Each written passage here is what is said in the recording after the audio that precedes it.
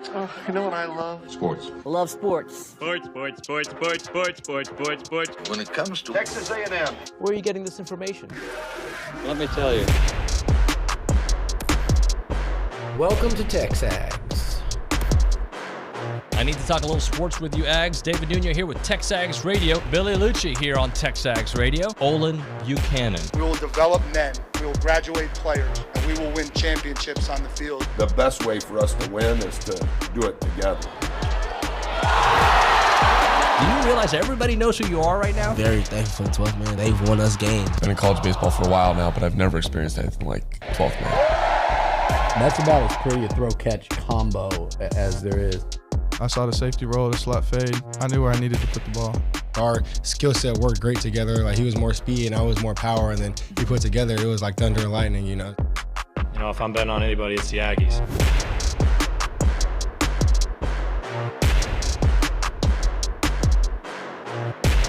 All right, so there was a point at the press conference yesterday, and it was very early on, that I looked at OB, I'm like, okay, we got something here. Do you remember what that was?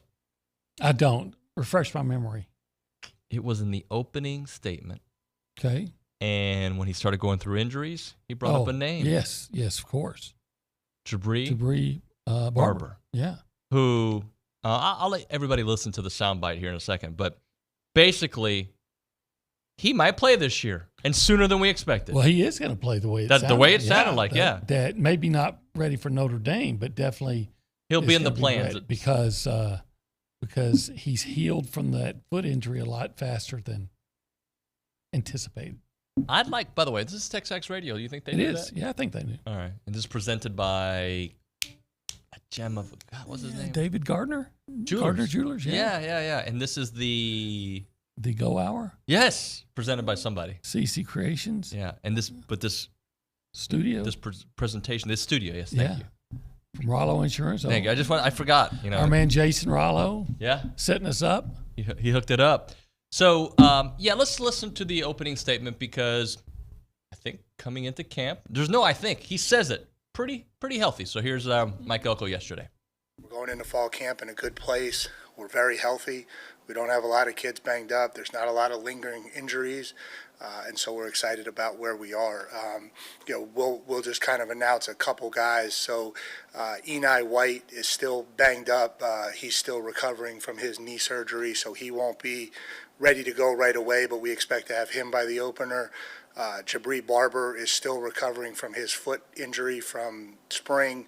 But we do anticipate him. He's on a crash course getting back, and so he's way ahead of schedule. So he'll kind of be touch and go for the start of the season, but he'll be back a lot sooner than we maybe had originally anticipated. Outside of that, we're a healthy group and excited to get going this fall. All right, so a couple things from that. He's not saying that unless he feels pretty good that we're going to see him, right? Yeah, and there was talk in the spring that this guy's good enough to be a number one. He had 999 receiving yards last year at Troy. My White Oak education tells me that's almost 1,000. That's almost 1,000. So, I mean, a guy that if nothing else, he adds to the depth at receiver. But I think he projected to do a lot more than that. Yeah. So a position that we were very concerned with. Mm-hmm. And still are. You got to be, because there's not proven production at the SEC level yet. Feels better on the first day of practice, which is today in about 11 hours. That and that news about Barber and just the look at Noah Thomas will give you maybe a little more encouragement about the receiver position. So you're a weightlifting guy. What do you think about Noah Thomas? I thought he looked bigger, stronger. He did, absolutely. And I think he looked happy. Yeah. And I'm not saying he didn't look happy last year, but like he's going into the season like with the added expectations, because most people have him pegged as the WR1, right? Yeah, I think so, or at least one-ish. He's probably going into camp with the idea that he's most likely to be the number one, right? So you get a chance to be the lead dog. Now, I will say this about, let's just say Jabri's, whenever he's healthy. I don't know if you have a real wide receiver one. That'll have to be played out, right? But you do have guys on particular days that have been your go-to guy. Moose has shown that he can be a go-to guy. Maybe not consistently, but when he plays big, he plays big. I like Moose a lot. And I go back to the LSU game, right? He was spectacular. It was. And I've seen him make spectacular catches. You just haven't seen, and maybe it was just because Anias blocks him, right? But he just hasn't been that guy that you can just expect that he's going to go out there and, be a consistent threat. Now, maybe he will be. But he has shown to have those big moments, correct? Yes. Okay. As has Noah Thomas. Yes. As has... I think Noah was really good against Tennessee last year. Yeah. And the opener as well. The opener, that's the game he had 3 touchdowns. Yes, but he's shown that he can do it. The other one is Ja'Day Walker. I don't know if he's shown wide receiver 1, but he has shown that he can be a guy that you can go to consistently. Yes, he's a productive receiver, and he's gonna. And you know what? If he has a tendency to have a drop here and there. If he cleans that up, and I'm sure he spent the whole off season working on that. He's a big body. He's a tough kid. He kind of reminds me, I've kind of alluded to it before, Jamon Osmond, the guys here a couple of years ago, big, tough guy that can make a difficult catch and doesn't care if somebody's going to hit him. And then you got Cyrus Allen, who at La Tech was able to make some dynamite plays. Again, the biggest question mark about the group, and I'm now including Jabri Barber. And there's others, by the way, and we can hear a soundbite later. Maybe we can hear that one here in a second, Nick, if you can get that one, because I know I had it for 8:35. Maybe we can switch those. But you look at some of the names. The biggest question is they haven't done it consistently. Right. They haven't been an alpha dog at the wide receiver spot. Has anyone at A&M the last few years? Other than Anias Smith. I'm sorry. Yeah, Anias Smith has been. Sorry. But Evan didn't do it. No. He had a game or two that were like the Alabama game 2 years ago, right? Mm-hmm. But that's the question. Like, can these guys be dogs for this team? Let's hear it. Let's hear the... got the dog bite? The dog bite. Let's talk about the wide receiver group in total, Coach Elko, please. Probably honestly feel better standing here at the podium today than I did going into the summer. I think each of those kids has taken a step. Now, again, we'll see what that looks like. There's no coach that says, we spent the last 3 months and no one got better. But I think each of those kids has bought into what we're trying to do with a consistency standpoint and getting their level. And so I think Noah's had a really good summer. I think Moose has had a good summer. Jabri and Cyrus have had really good summers. But then I think some of the new guys that joined us, Bostic, Ashton Bethel Roman, I think those 2 kids have jumped out from an athleticism standpoint to say, oh, okay, here's a couple other guys that have flashed and can give us something. And then getting Isaiah Williams out of being a true freshman. He was a high school kid in the spring, and now he's another year, another semester further along. I think he's a kid that we think has flashed and has some potential that I think the things that needed to happen without us adding players, the things that needed to happen from the end of spring ball have happened. And so, I'm happy to see where that group goes this fall camp. That soundbite alone makes me feel better because he started mentioning names that, I like them. But he was excited about them. You know what I like about that? He mentions names and not numbers. Oh, yeah. I knew you would. But,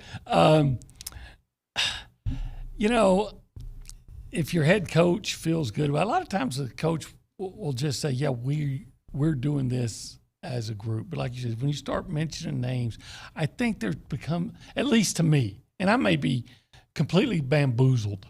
In other words, great word. I use that one sometimes. When you use the names, to me, it starts becoming a little more believable. More believable.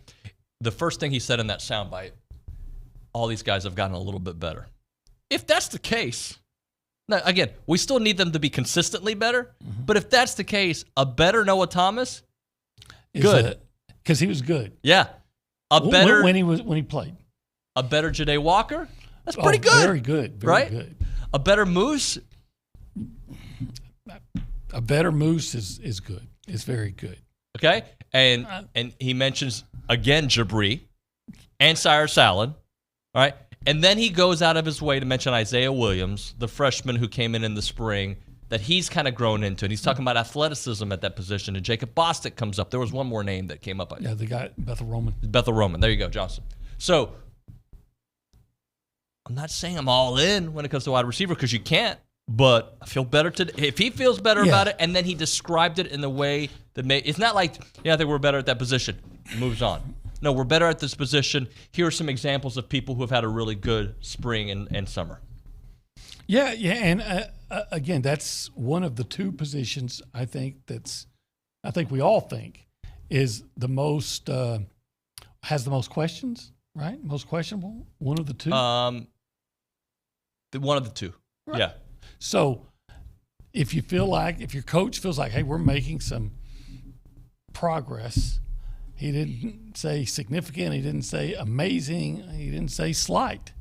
He just making some progress, then you can feel better about it. And Nick, I'm going to try to do something on the fly that I should have done before the show. At some point during the go hour, if you can have the guys cut the soundbite about the offensive line, where he talks about it. He doesn't think it'll be the strength of the team yet, but because the questions you just pointed out, wide receiver, offensive line, and DBs, right? And he didn't bring up DBs, but he actually spoke very highly about the DBs. Yeah. But those are the questions we all have. But I guarantee you there's a show in Arkansas, there's a show in Alabama, there's a show at Auburn, there's maybe not Georgia, maybe Georgia, that are having similar topics. Hey, man, I don't know. Like, our defensive line is not what the University of Texas, there are question marks at Texas right now. There are question marks at Georgia. Like, the receiving core, how do they got talent, but a lot of those guys haven't proven it. Texas, the defensive line is going to be different. I don't think there's questions at Texas. I think there may be reason for it, but I don't think anybody over there, they always say, well, the next guys are always, the Sweat and the other kid, we got guys coming in. Everything's going to be the same. It'll be exactly the same. Well, I got questions, right? I got questions about pretty much every team you can come up with. Now, who are the teams that would have the least amount of questions? Well, typically the top 2 or 3 teams in the country. Mm-hmm. Yeah, and Georgia consistently has it. I think Alabama's got questions because it's a brand new system. Oh, I think you can just look at their secondary and say, now, why are you going to be?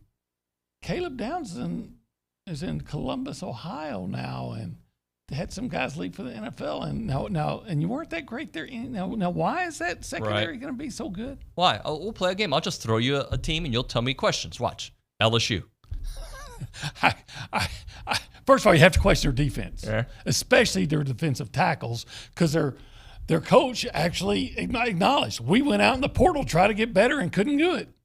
And then I'll throw you another one. Auburn.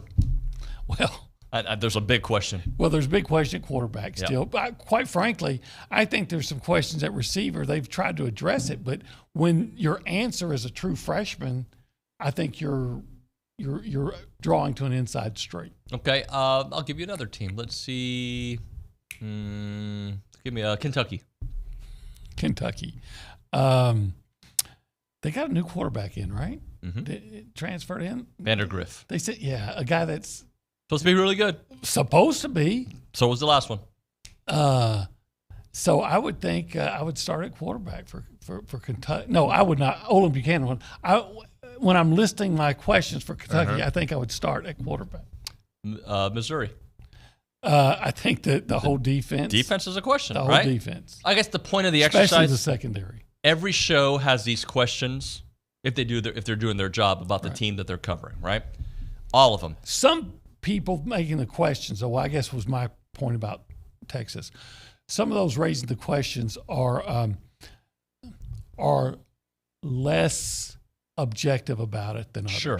And some might say, well, you guys are really overemphasizing the wide receiver. No, there's talent in that room. You can look at the stars. You can look at what we've seen on the field. We just haven't seen it consistently.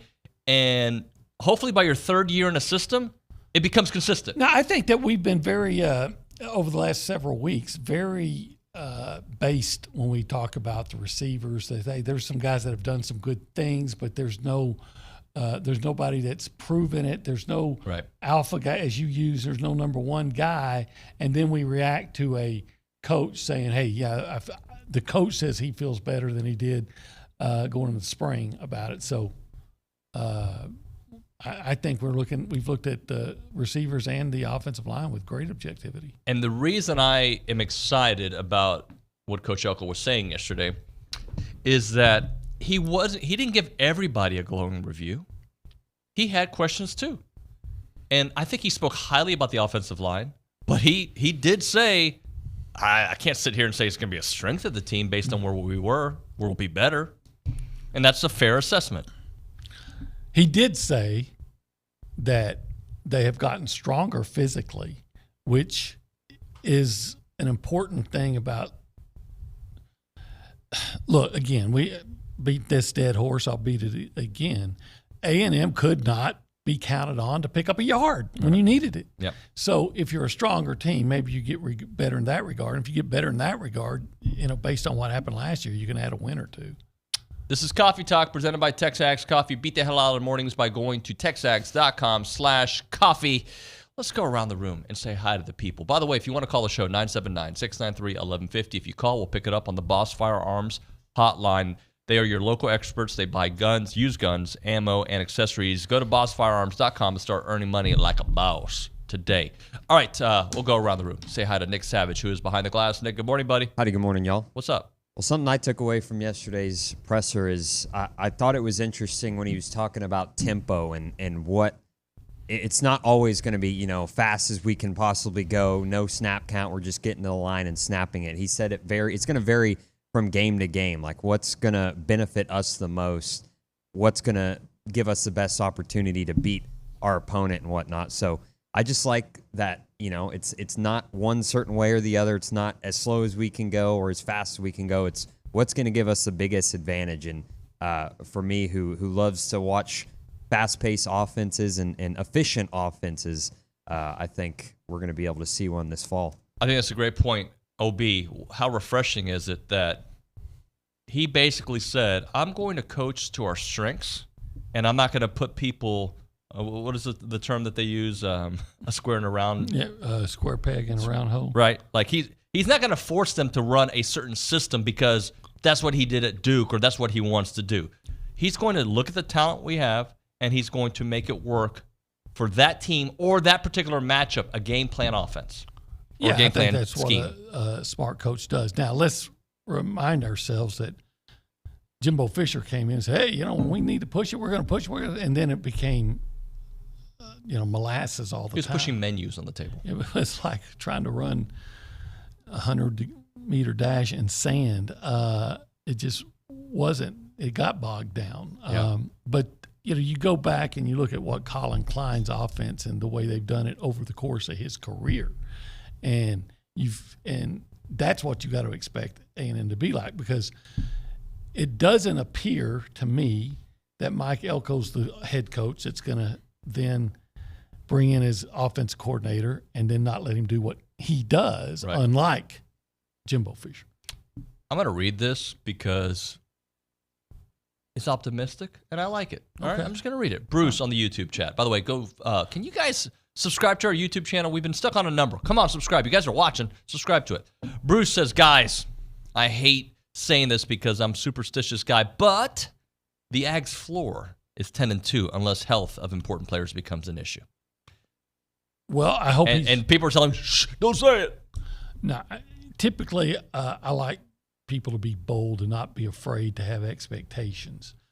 And quite frankly, I could see where you could make that argument. Well, we kind of went through the first 5-6 weeks of the season, and if they beat Florida and Notre Dame, didn't you say their first real test? Those are 2 tests, by the way. Yeah. Would be Missouri at home? Right, Missouri at home. Look, you get Notre Dame, Missouri, Texas, and LSU at home, right? What should be your 4 toughest games, you get them at home, and that helps. You got a new coaching staff. You got, with the exception of 2 guys, basically the same team or better, position-wise, that you had last year. And again, you were in position in the fourth quarter to win all those games you lost, right? So all those things do apply. But A&M has been an underachieving program the last 2 years. For a long time, more than the last 2 years. Yeah, well, 3 years ago, they should have been in the playoffs, right? or maybe it was 4 years ago. 4 years ago, yeah. Okay. They should have been in the playoffs. They achieved. What I'm saying is, though, we're at a point with A&M, it's the anti-LSU. LSU has earned the respect in that everyone just assumes they're going to win 10 games until they don't. Right. And A&M, you've gotten to the point where you just got to assume they're probably going to win 8 games until they don't. Until they don't. And by the way, they haven't. And that's fair, isn't it? Yeah, absolutely. Let's go to the Angry Elephant News and Social Center. Callie Gardner, good morning. Oh, you weren't expecting that. Good morning. You weren't ready for that one. I had to maneuver around my mic to Talking about underachievers, right? Wow. Sorry, Cal. Come on, OB. I'm playing. Come on. Achieving starts with turning on the microphone. Well, I did that. Okay. It just took me a little longer to get there this morning. You're making progress. I did transition rather quickly. That's okay. Because I looked at the clock. I'm like, uh-oh, Louis going to get mad. Ready to get there. No, I agree with Bruce, though. I think he should be allowed to say those things regardless of Yes, America, we're allowed to say things. Yeah, That's true. I'm not a superstitious person at all, though, so I'm... You're not? No. You don't ever change seats when you're watching a game because stuff is going bad? Change the channel, watch it on a different broadcast, listen to radio instead of TV? I used to be, but then I started thinking logistically, and I was like, what am I doing right now that is going to affect how energy I in the play universe? on the game? Okay. Sure. I don't know. I just have never... I used to. I would tell my mom if she wasn't watching, she can't turn it on. But I really don't believe that if I talk about a no-hitter out loud, that it's going to change the no-hitter, right? I don't believe that. That being said, I'd rather not be somebody you can point at. I don't really believe when I change seats at the house that it's going to affect what other people are doing 100 miles away. That being said, if I see something happening because I did something, I stick with the routine. Oh, I got to stand in the kitchen and watch the game from here because it's working. All I know is I stand with the great Roberto Escobar, the guy that stayed in the bathroom for 40 minutes when A&M was doing that rally against Oregon, and the rally continued. So I don't know if I was ever superstitious before, but maybe Mr. Escobar changed my opinion. I love the Escobar family. Anybody that's willing to stay in the bathroom for 40 minutes to ensure an A&M rally is all right with me. And a bathroom at his house or a bathroom at the stadium? It was at his house. See, that's I better. thought originally it was at Olsen. See, it wouldn't be so bad if it was at Olsen, I'm out. If you're at Buc-ee's, right? It wouldn't be so bad. Oh, Bucky, you can take a nap in Buc-ee's. Yeah, I might actually do that. I think you have. All right, let's hit a break. Callie, I know you didn't get a real report, and we'll get to it here in a minute. We're way late. Right now, if you are looking for a reason to move back to Aggie Land, why don't you reach out to the good people there at the Association of Former Students. They are looking to hire professionals in many different departments. I don't know what the latest job search shows, but in the past, fundraising, former student programs, marketing, you name it, they are the premier alumni association and the oldest organization serving A&M in support of that Aggie network, and they play a part in every Aggie story from Howdy to here. Don't miss opportunities to help out the association with Howdy Socials, Aggie Ring Day, class reunions, Aggie Muster, and everything in between. Join a team that exemplifies those Aggie core values of excellence, integrity, leadership, loyalty, respect, and selfless service, all in support of that worldwide network. If you're interested in joining a team or sharing with someone who would be a great fit, please visit tx.ag/association jobs to apply and get more information on each position.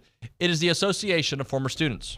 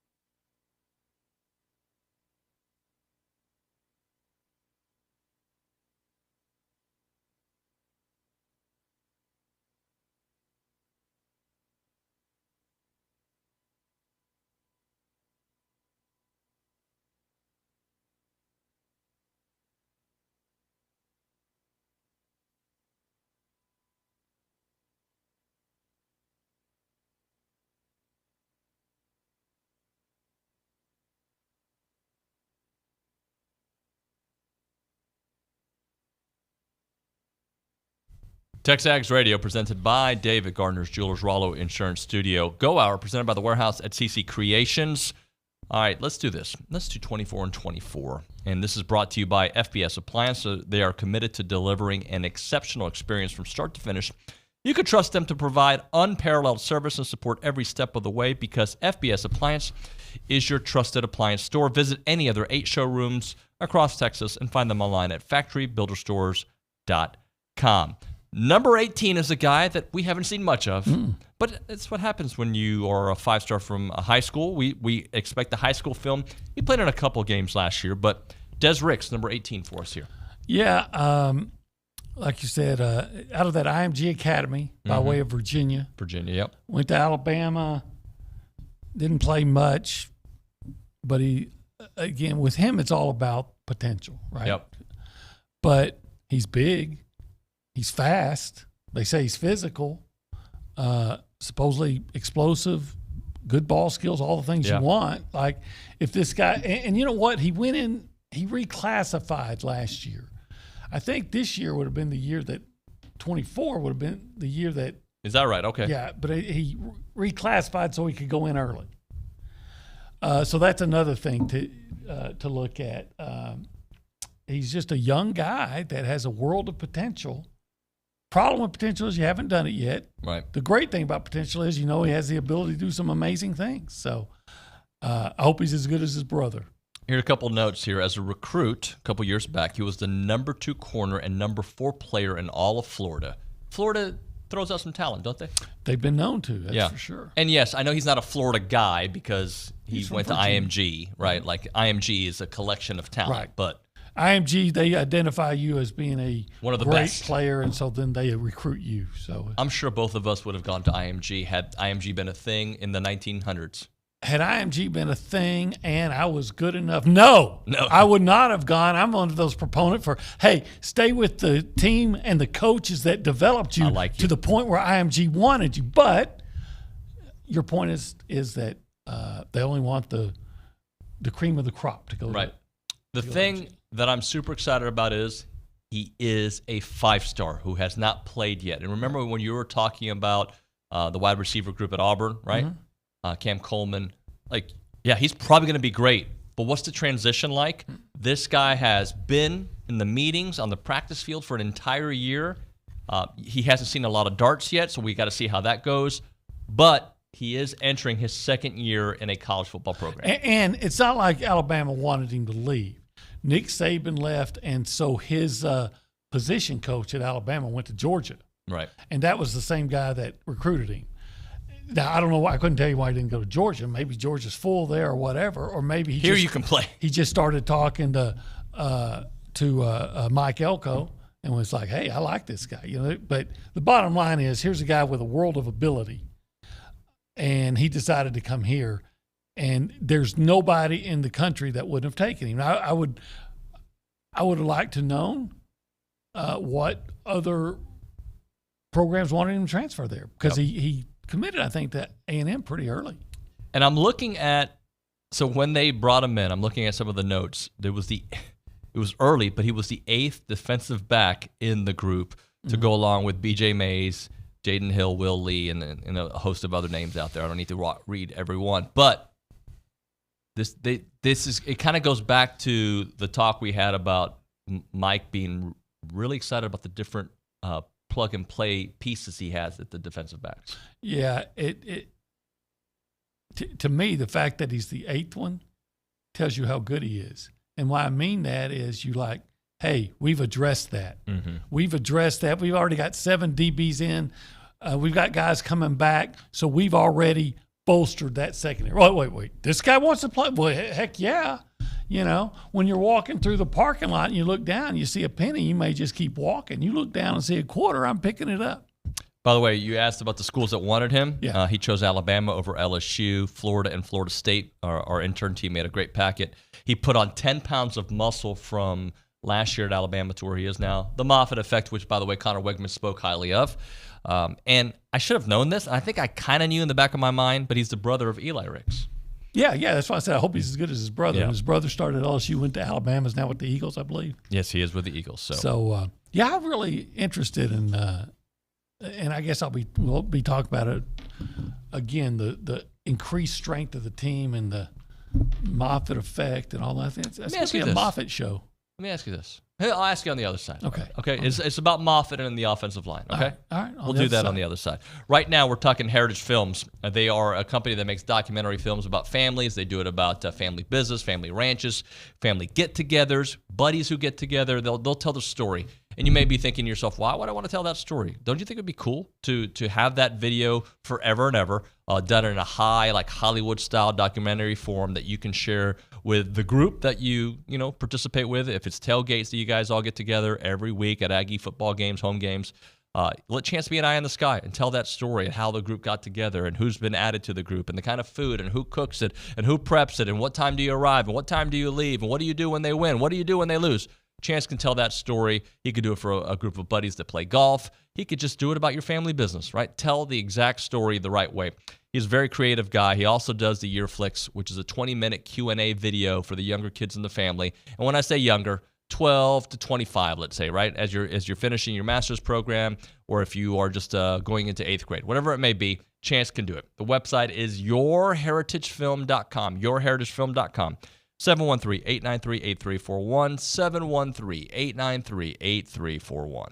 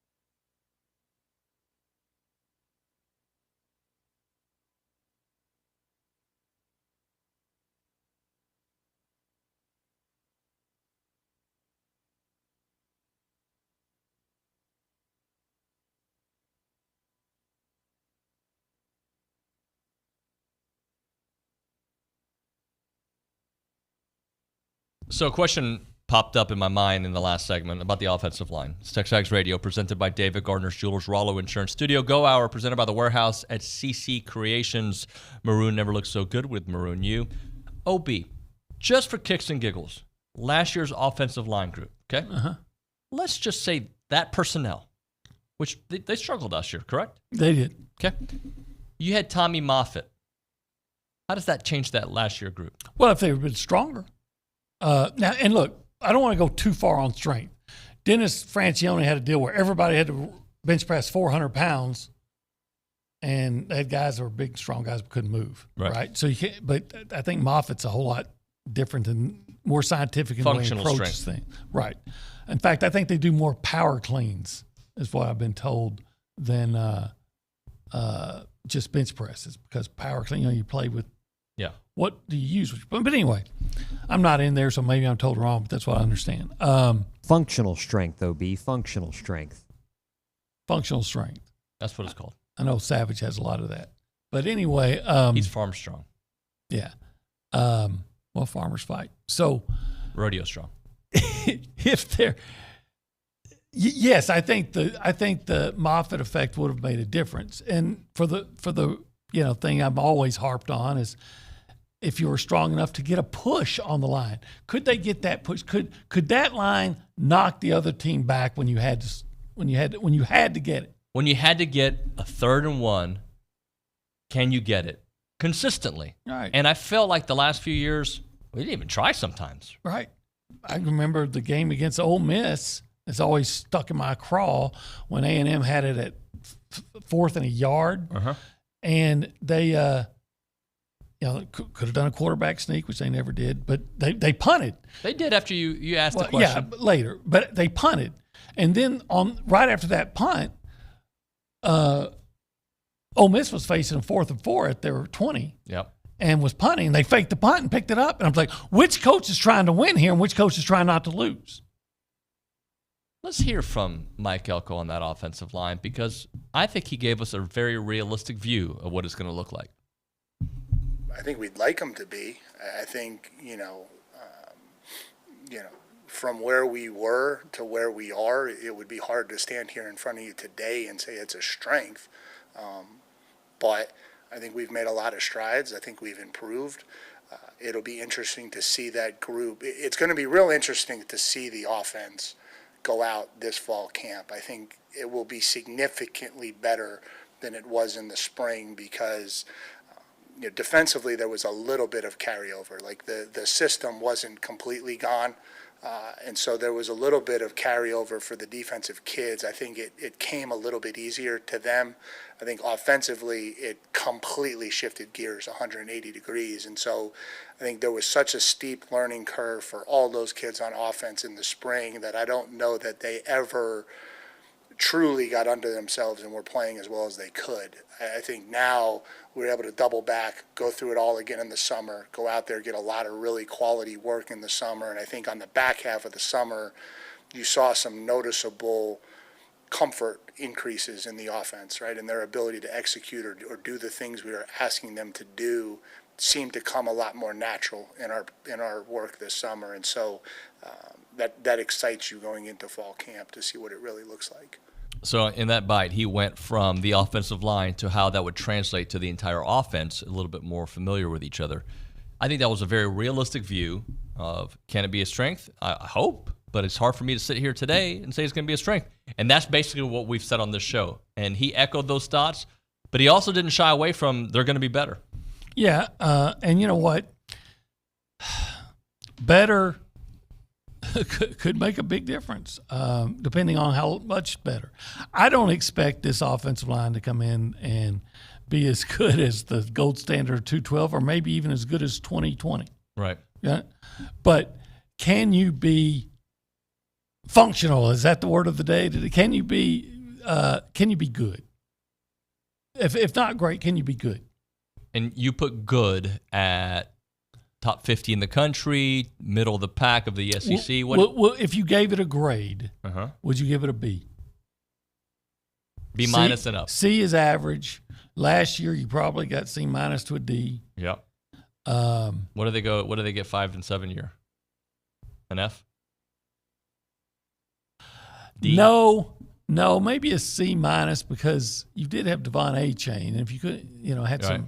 But I feel like in the beginning of the season, he had nothing. Remember? But we talk about offensive line. Remember when they had a fourth and real short against Appalachian State, and I guess they felt like they couldn't just run and get it, so they threw a swing pass out to Nice and it lost yards. Yep. Why do you have to do that?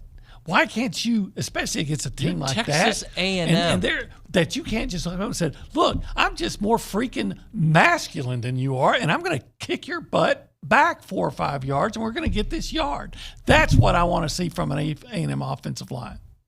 100% agree. 1,000% agree. And honestly, I want that to be the mindset no matter who you're playing. It doesn't matter. All right, Ole Miss, you think you got a great defensive line? We're not playing Ole Miss. Stop this. Right. Like LSU, okay, Texas, you lost some guys? Good. I don't care if you have those guys back. I'm going to get that yard. Yes, and you've had that before. You had that in 2020. Nobody likes when people talk about video game experiences, but when I was a kid, my brother and I would play college football and Madden football all the time, and he always played, no matter what team he was, Chicago Bears 85 style of play. Like he's going to jam the ball down your throat. It didn't matter, and he'd get 2 or 3 yards, right? But he'd do it over in his little paper cuts, and it would tick me. Was Woody Hayes your brother? He still plays video games like this, right? 3 yards in a cloud of dust. But he would just get, and then you set up your defense, and then he would just little play action pass, bloop, bloop, bloop, pff, little tight end play, another 8 yards, and it would frustrate me because he's only getting 2 or 3 yards, but he's getting the first down every time. Can we do that? No, we don't even want to be that. We want to be that team. Can we just get the yards? But can you get it when you need it? Yes. That's my question. Can you get it when you need it? That could be a song. And if you're worried about a quarterback sneak, your quarterback getting hurt in a quarterback sneak, then train a running back to come in and take a snap. You know, they do stuff like, why do you always have to be in a box and everything's defined a certain way? You know, teams come up with the wildcat and different things. Would it be that hard to teach a running back to take a snap and run a sneak? I'm going to read you, because I didn't have it cut, the bite about the running game, okay? The running backs, I should say. This is the last question that was asked, I believe. Le'Veon Moss and Ruben Owens had a great summer. Amari Daniels looks a lot different. E.J. Smith is now primed. He's healthy. Colin Klein will bring that excitement to the offense that a lot of Aggies have been looking for. I think, and I'm just guessing, obviously I don't know, and I'm not trying to disrespect anybody, because Amari Daniels did lead the team in rushing last year, as you and had the longest run of the year last year. Yeah. But I think the 1-2 punch is going to be Le'Veon Moss and Ruben Owens. And maybe Amari comes in as a change of pace here and there, but there's just too much talent with those two. Yeah. I mean, I still go back to this one. I think it was a swing pass maybe against Auburn, and it looks like it's going to be blown up. And somehow Ruben Owens starts tap dancing, and the next thing you know, he's out running downfield for about 20 yards. And Le'Veon, we think of Le'Veon as a power back. One of the few times they picked up a short yard situation last year, you'll remember this, against Arkansas, and it was near midfield, and they were running to the right side. Then he cut? Well, a guy from Arkansas broke through and made, it looks like it's going to be about a 2 or 3 yard loss, and he makes some contact, spins out, makes a move, cuts, and he turns it into a first down. It felt like last year we were like a step away from Ruben Owens breaking out, right? Yeah. It felt that way. Yeah. If he found that step this year, he's going to be fantastic. Well, I do think they're going to be better in the. I mean, I'm ready to say that D that they got last year is no worse than a C this year. Mm-hmm. I think moving Chase Basantes inside to his best position. Plus, I'm not starting a true freshman on the offensive line. If you start a true freshman on the offensive line, it's not a best case scenario, right? And by the way, Kenyon Green started as a true freshman. He had some trouble as a true freshman. He wasn't, not saying he wasn't good. And Bryce and Ruben, their freshman year, they were good. They were good for that line. But I think it took Ruben until the Arkansas game to get starting, to be a starter. It took some time. Was it his freshman year that Bryce had the wrong shoes? That was his freshman year, right? Yeah. So Like, it takes time, just like at every position. But coming off the Maroon Goons and having a veteran offensive line, that was certainly a step back. I'm just saying, when you're a true freshman, it's one thing if you're a true freshman and, playing at another level. But you're a true freshman in the SEC, and you're lining up against some grown men that have been in SEC strength conditioning programs for 2, 3, sometimes 4 years, and were 4- and 5-star recruits. That's not the best case scenario. Hit a break here. Talking a little Rollo Insurance. Obviously, they are the studio's named after them. We love Rollo Insurance. The difference is real. They're an independent insurance company educating you on exactly what you're paying for. They have all the insurance properties that you need, right? So if you're looking for car insurance, home insurance, you've got a farm, you're a rancher, hobby farmer, potentially business owners, they can take care of all the insurance needs that you have, and they'll do it, and they're going to find you the best possible deal out there. They have offices all over Texas. Their headquarters, obviously, though, right here in College Station off of Highway 6. That's why you see Jason and Jackson, Rollo, all over the place. They got offices in Houston, Dallas, Tyler, Austin, San Antonio, West Texas, everything outside of Texas. They're all over the place. They are they're a different experience when you go there, and you know their priorities: God, family, and country. Check out the website, RolloInsurance.com. That is RolloInsurance.com, or you can call them up, 888-44-ROLLO. That is 888-44-ROLLO. It's Rollo Insurance.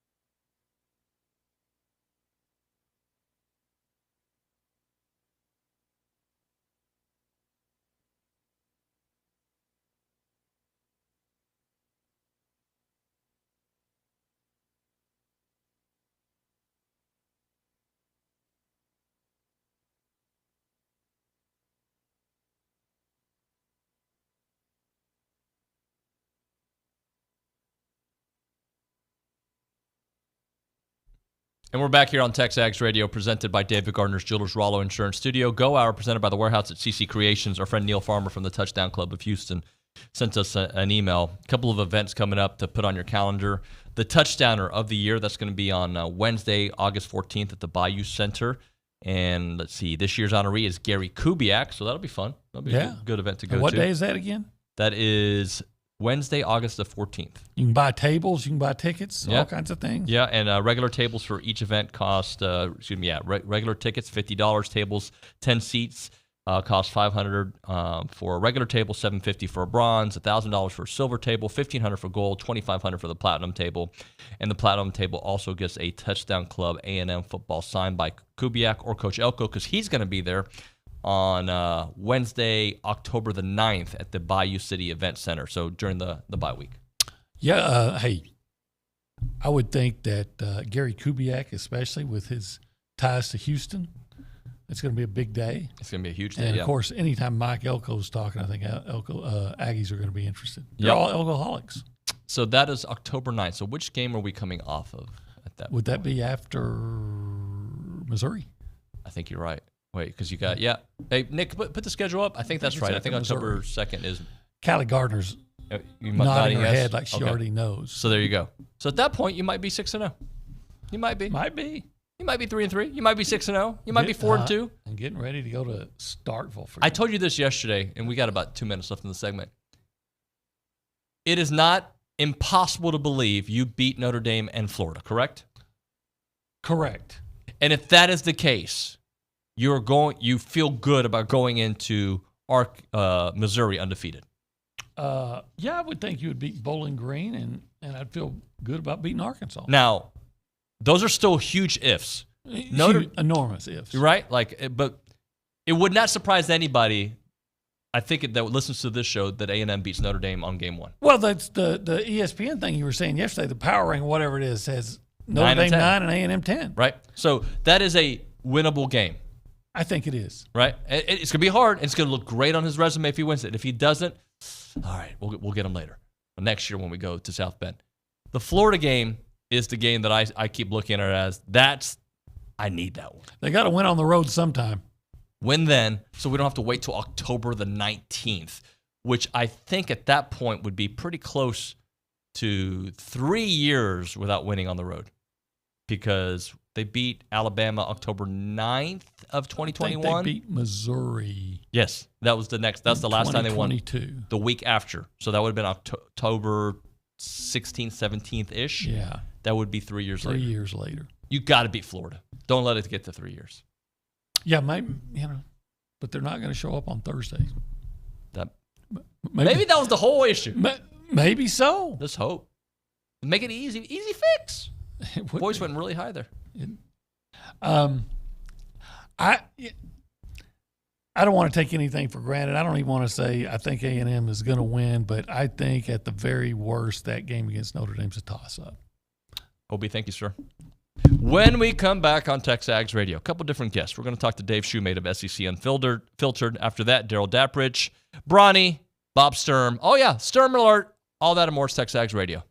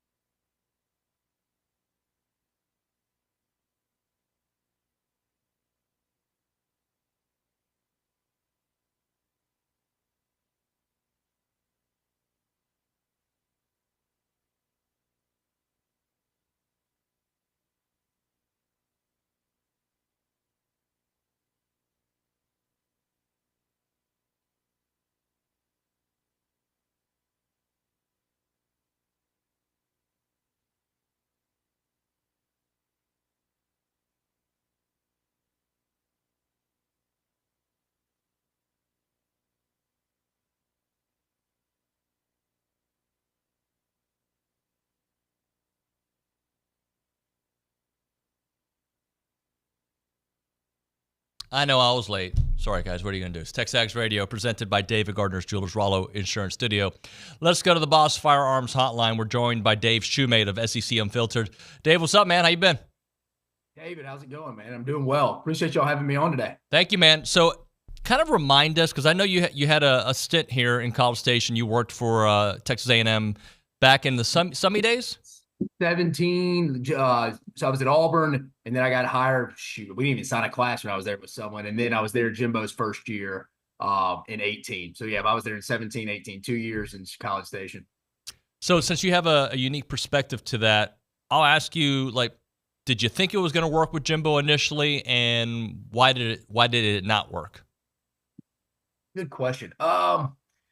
Yeah, I mean, I think everybody thought it would work initially. When you got in, you thought you would see a plan. You didn't really see a plan there with someone. And again, I was there in the back half of the someone days there. So I feel like there was stuff that already had happened before I'd gotten there that you probably know or more well-versed in than I am. But when Jimbo got there, you felt – I still, to this day, feel like he gave A&M a recruiting boost that they still kind of benefit. And I feel like most A&M fans would agree with that. He kind of came in with winning the national championship at Florida State 2013. Obviously, didn't end well there, especially his last year. But he came in with juice, kind of had a resume I think everybody followed. But just kind of as time went on, you just kind of felt there wasn't the unison in the staff and the organization from top to bottom that you think you needed. I mean, Mike Elko was on that staff. He was the defensive coordinator, and I've tweeted about it. I've talked about it on my show. You could just sense Elko was never disrespectful. He honored that chair, honored what Coach Fisher did in that chair, that head chair in the staff room. But you could tell he would get a little frustrated about, like, why are we wasting hours? I mean, we would call it breakfast with Jimbo. I mean, we'd be in there for 3 to 4 hours listening to him eat his breakfast, telling stories about LSU days with Dwayne Bowe, Matt Flynn, Jamarcus Russell, days with with Jameis Winston, his days at Florida State. Then we get to recruiting, and the whole staff would watch recruiting film meeting. So Mike Elko, I think, would be a little bit like, why am I watching running backs and receivers when I'm the defensive coach and they're not in my area either? And I think recruiting areas have kind of gone out the window a little bit. I hadn't been in recruiting in 2 years, but from talking to buddies that are in it, people don't really do that anymore. Probably in the state of Texas, you still got to keep your ears to the ground from a recruiting area standpoint. But I felt he just thought there was a lot of wasted time. They would be real organized on that side of the ball in the defense. And you just always could tell. Elko, but me and him didn't always agree with stuff. So I feel like I'm coming from an objective standpoint here. It's like he's going to do well in College Station because he's a smart guy. He's brash. He'll tell you what's on his mind. I think he's going to have his hand, as y'all know, really involved in the NIL game. He wants to know exactly how much kids are making. He wants to have a say in that.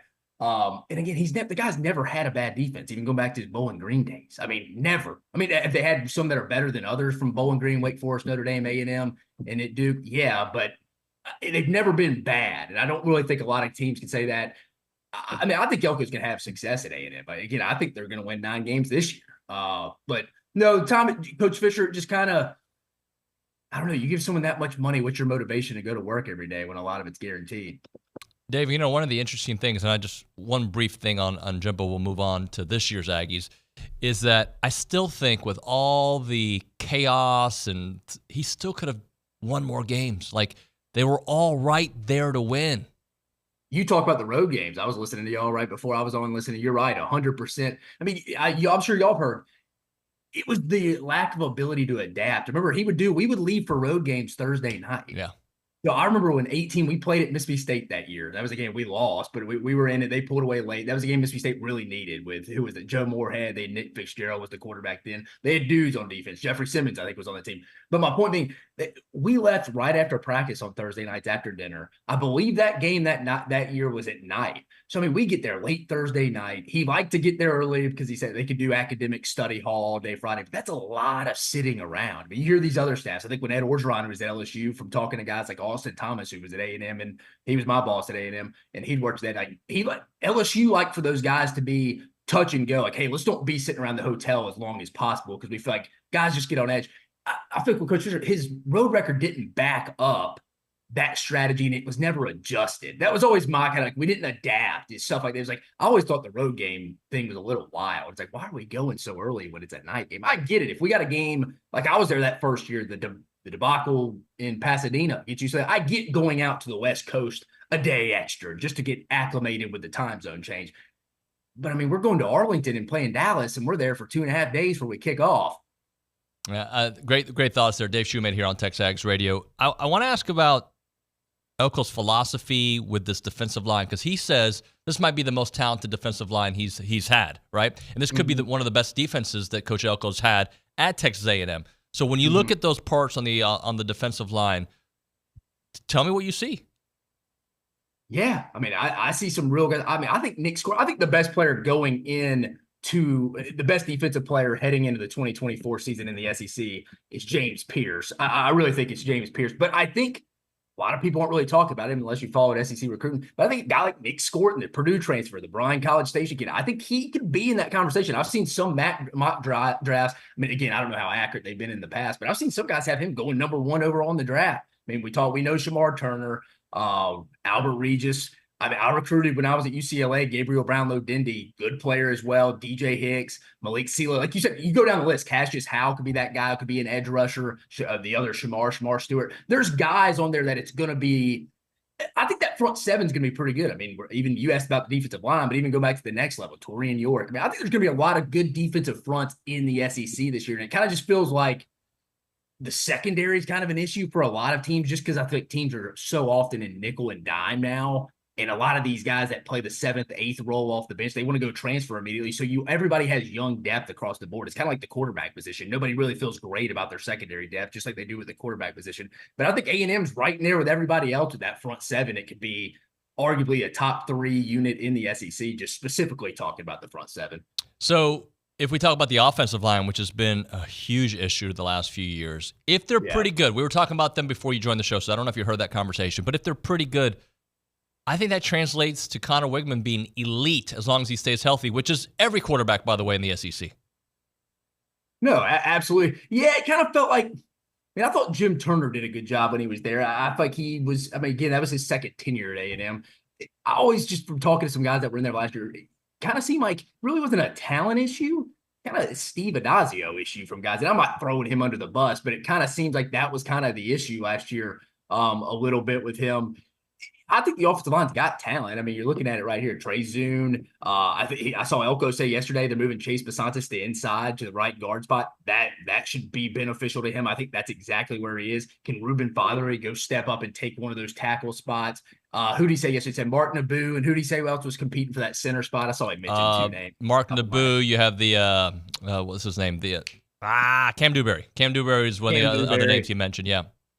Yeah, I mean, I think Adam Cushing's going to do a good job. It's a guy Coach Elko brought. He doesn't have like the big name like you'd have. Like you remember when Sam Pittman was his assistant was with Butch Davis at North Carolina all the way through with Tennessee and then through Kirby Smart. He doesn't have the resume, but everything I've heard from people in that building is Adam Cushing could be that X factor where players love playing for him. Where I think that was a big issue last year because again, you hire guys that are kind of on the back end of their career. I mean, Steve Adazio had been at Florida with Urban Meyer. He'd been the head coach at Boston College.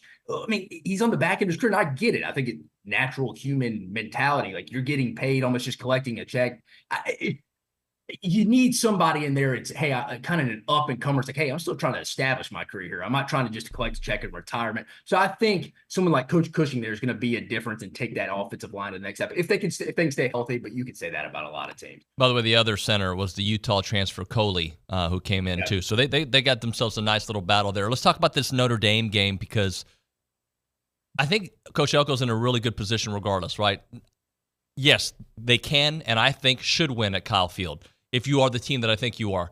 But just when you think about this matchup and what has to happen for Notre Dame this year for Marcus Freeman to make the playoffs, this is like really one of their only tests. Talk about that matchup in particular.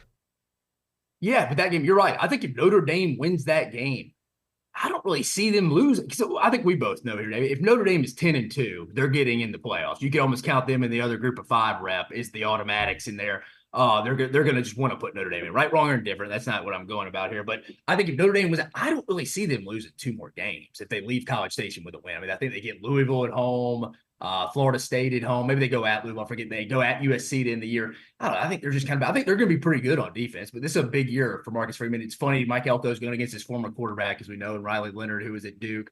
I think this is a game A&M can win, though. I think this is going to be a game similar. Again, I think the trajectory of A&M would stay higher, but this would remind me a little bit of Billy Napier's first win when they got that big win over Utah in his first game at Florida. Again, I don't think A&M follows that up with a loss the next week because I have confidence in A&M, but I think a big opportunity for both teams. I really do. I mean, I think A&M actually drops the game, but I think A&M wins all the way out. I think A&M is 9-1. You didn't ask me this, but in our preseason magazine, A&M is going to be 9-1, I think, heading into that Auburn game and Texas game. I think if they win one of those last two, and I think you would agree with this, David. The Auburn game on me, if I'm an A&M fan, that Auburn game on that schedule scares me a little bit. Heck yeah. It's located on the schedule. You got the biggest home game you've had in over a decade, 12 years, whenever the last game when Justin Tucker made the field goal at Kyle Field. The last 2011 they played. The biggest home game, biggest game you've had in years. Same with Texas. They get a pretty solid Kentucky team the week before. Granted, it's at home. Those are two look-ahead games for both of those teams. So it scares me a little bit because Jordan-Hare, if Auburn's trying to go win 8-9 games in Hugh Freeze the second year, it's going to be a tough game. It's going to be a game Hugh Freeze and them once. I don't like where that is on the schedule for A&M. Not ready to say they're going to lose that game, but I do think A&M is going to be 9-1 heading into those last two games. They get one, they're probably in the playoffs. Shoot, they get both.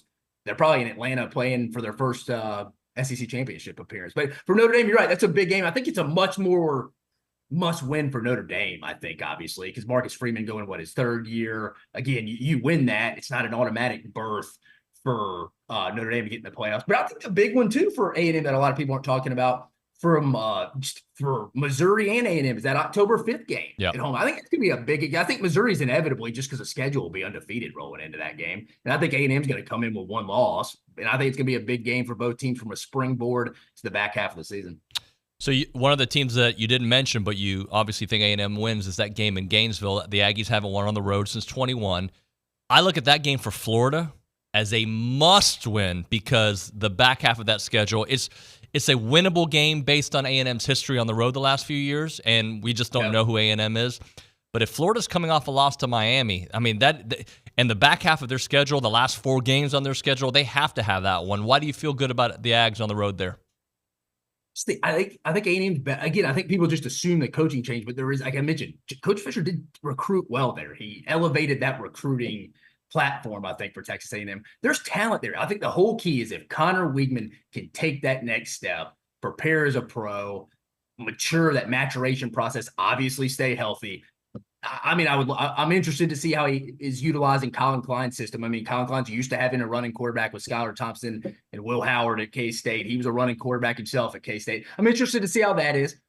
But I feel confident. I just think A&M from top to bottom, I think they're better than Florida. But you're right. I think that is a game where if Florida, that'll be a game Florida will be scrapping for their lives if they're coming off a loss to Miami, because that's a must win. And as you know, David, in today's world, the transfer portal, everybody can leave, even coaches now, it's a revolving door. You got to have something to play for in the back half of the season, and you have some guys kind of start. I think what happened a little bit at Arkansas last year, guys like not necessarily out for the year, but from talking to some guys over there, it was kind of like, yeah, he had a nitpicky ankle injury. Trainer said he's fine, but he just says he doesn't feel well. What do you know? The kid goes and enters the transfer portal and goes to a rival team in the league. Like, I think you see that a little bit more now than ever than people realize. So you got to keep them motivated. And again, I think you got to have something to play for as you go into that last half, the back half of your season. Dave, you mentioned the potential hard game against Auburn. You surprised Peyton Thorne's still their starting quarterback? Yes and no. I mean, I think they'd probably tell you who did we want to go get. And I think they'd probably also tell you, I don't know if we're going to go compete for a championship this year, so I'm not going to go break the bank for some transfer quarterback. I think they don't think they're just a quarterback away on their roster because they've recruited well their first 2 classes. Their younger players are their better players, which again, that game scares me for A&M because I think they could be hitting their ceiling at that point that late in the year, especially at home. To answer your question, yeah, a little bit. I do think he is going to be improved. I think Auburn's in that 7-8 win range, but I think with Hugh Freeze, finally, I think he went into Auburn kind of trying to be, and I think he would tell you himself, he didn't expect to only compete against Nick Saban for a year. But I think Hugh Freeze went into that Auburn job trying to be like, hey, I want to be the CEO. I want to be the guy that has my hands in the NIL salary cap stuff. Hugh, that's not your strength, man. Your strength is play calling. You're a great schemer. Like he always knew the holes in Nick Saban's defense. But this year, he's actually taken over the reins. For Kent Austin, his quarterback guy, was his right hand when Ole Miss was firing on offense. He's on staff now. He's a full-time coach. He can coach now. I think Hugh Freeze is in his comfort zone knowing. I think last year he just kind of didn't know what he wanted to do. I mean, hell, you would listen to his press conferences and you could tell if they were going to win or lose going into the week. I mean, he didn't really even get you that fired. I mean, the Georgia game, he was essentially telling the people not even to come. Ended up being a close game. But yeah, to answer your real question, I mean, no, not really, because I think they're like I don't think we're competing for a championship this year. So I think they kind of like Peyton Thorne. They talking to people there, they compare him a little bit to Jake Fromm, the former Georgia quarterback. So I think he improves this year. Again, I don't think they compete for any kind of championship, though. Ole Miss seems to have everything, and this is a year that I think if they don't make the playoffs, I mean, I'd be super surprised when you evaluate Ole Miss. What do you see? For sure. I think the stars align for Ole Miss across the board. I don't think there's a negative thing going in their direction from a 12-team playoff expansion, transfer portal, one-time transfer, the Grove Collective with Walker Jones, who leads that. They're all in unison. The schedule, very beneficial. I mean, 3 toughest games, I would say, you got Georgia, Oklahoma, then at LSU, who I'm not as high on LSU as some are this year. I think they're that 8-9 win range. And then that's really it. I think Oklahoma's kind of the swing team on that schedule, depending on how they turn out. But Ole Miss, I mean, it's playoff. You said it, David. You didn't exactly say it, but you're insinuating. I feel like it's playoff or bust. I mean, it's crazy to say in Oxford because they've never been to one or even won the SEC West before. I know the divisions aren't there anymore, but they were the only team in the West that never win it outside A&M. But A&M hadn't been in the league as long as them. But yeah, it's playoff or bust in Oxford. If they went 9-3. Or even 10-2 and lost a tiebreaker, and the strength of schedule would be, because I think if we do have a couple teams tied as we get closer to the season, if we have like Missouri and Ole Miss sitting there at 10-2 with a couple other teams, strength of schedule will be used against them. And what's going to be your best win? I mean, especially if Missouri drops one to A&M and Alabama, it's kind of like, well, those are the 2 toughest teams on your schedule. Who'd you beat, Oklahoma or Auburn at home? And then for Ole Miss, it's like, all right, you lose that LSU and Georgia. It's like, say Oklahoma's a 7-8 win team. That's your best win. At South Carolina, Kentucky at home, is that your best win? So I think that, but to your point, it's playoff or bust. I do think they make the playoffs because I think they're as deep as I can remember in my lifetime across the board on the offensive line. Jackson Dart, 3rd year in that offense with Lane Kiffin, Charlie Weiss. I actually like him to win the Heisman. He's kind of my pick this year to win the Heisman. I think they're as deep as they've been on defense. I think that's the big question mark because injuries are inevitable. They're deep on defense, but how deep? Will it get them through a 12, potential 17 game schedule? Dave, let's talk Texas for a moment because obviously everyone's pointing at that final game of the season for good reason. Texas has, I think, a cake schedule, depending on what Michigan really is this year, right? That could be a game that changes it. When you see Texas, what holes do you see, and are they a 10-2, 11-1 type team? David, you bring up a good point with the Michigan game. I was doing a segment like things we don't talk about, like heading into how we just assume, like, well, what if Michigan were to beat Texas? I think nobody, myself, I'm including myself in this conversation. I'm as guilty of it. But what if Texas didn't win that game? Like, what if they went into Ann Arbor and just lost? Like, that's something I don't think everybody's prepared for. Just like if Clemson, I don't think this would happen. Clemson beat Georgia first week of the season. I don't think it's going to happen. But what if it did? But to your point with Texas, I'm with you. I mean, whoever wrote a letter to Greg Sankey in Birmingham for the conference office, I mean, you got to thank your lucky stars. And if you're in Sooner, if you're an Oklahoma fan in Norman and you're Joe Castiglione, the AD, you got to be real fired up. Because I think people talk about Florida's schedule. I think Oklahoma has the harder conference schedule. But to your point, Texas got a beneficial schedule. Again, I think if they split those back-to-back games in Dallas against Oklahoma and they come back against Georgia, I don't really see them losing more than 2 games. I think 10-2 gets them in. I do think their defensive line could be an issue, though, interior-wise. I think losing T'Vondre Sweat, Byron Murphy, and again, I like Vernon. I remember when I was at A&M, we recruited Vernon Broughton, great family, and Alfred Collins, phenomenal families. But again, they lost Bo Davis, who was their interior defensive line coach. He's now at LSU. They brought in Coach Baker, who's coming over from the Miami Dolphins as an assistant coach. I think that's something to keep an eye on. And who can man that second linebacker position outside of Anthony Hill? Is it David Benda? But I think that's a big question. If I'm looking at Texas, is do they have a number 1 receiver step up? Is it Jonte Cook? Is it Isaiah Bond? Not necessarily. It could be by committee approach. But then that interior defensive line, because that is something they hadn't had in a while. And hell, we saw 2 top 2 round guys get drafted out of that position in the interior. And then obviously, can he do it? Can Quinn Ewers stay healthy? I mean, that's a big question. He has never done it. Looks like he's changed his body a little bit. He said he doesn't eat Chick-fil-A every day like he's used to, getting with the nutritionist. So I think that's key. Quinn Ewers staying healthy. Can they develop just solid, adequate play on the interior defensive line? Because I think people forget that's what really set that tone on the defense last year. And then obviously their secondary's still been a question mark, but I think really it starts up front. Dave, let's close out with a team that you know quite well, Alabama. Just it's kind of hard to evaluate them because they are Alabama, so we have this lens of who they are and who they've been the last 2 decades, right? And then you've got a coach coming in who has proven to be a phenomenal coach at every stop he's been at, but Alabama's a different animal. How do you evaluate them this year? I think if you make the playoffs, anything after that, I know that sounds crazy because it's national championship or bust. If you're being realistic, objective, if they go 10-2, make the playoffs, in there, let's just say the five, again, I think the 5 seed in the playoff would be a phenomenal spot to be. You host a playoff game and you're probably getting the group of 5 team coming to you. So I think if they, let's just say they are the 5, they're 10-2, they get Liberty at home to open up the playoffs, they win that, and then they go lose hypothetically at Oregon, or they play Oregon at a neutral site and lose that game. I mean, what, you finished 11-3. Your first year, again, I think just a playoff appearance is a realistic expectation. I do think the offense is going to be good. I do think Jalen Milroe is going to take that next step. I think he's going to be utilized in the run game and the inside run game a lot, because I do think they probably have the best interior offensive line in the league. I mean, you got Parker Brailsford, they're bringing over at center, which I think is going to be a massive upgrade from Seth McLaughlin, who we saw with the snap-in issues last year, who's now at Ohio State. They brought him over from Washington. Tyler Booker, returning starter, and Jaden Roberts, the right guard, who's actually a North Shore kid from Houston. He's a kid that when they plugged him into the starting lineup last year, that's when that offensive line started to improve. So I think they got the best interior offense. Offense, I think, going to be fun. They got to find a guy to be their true number 1 guys. Jeremy Bernard, who they brought over from Washington. Kendrick Law also could be that guy. Defense, I like the front 7. I think the defensive line's as deep as it's been. Probably doesn't have like a dude, like an Ashawn Robinson or anybody like that, or Jonathan Allen. They don't have anybody like that, but it's deep across the board.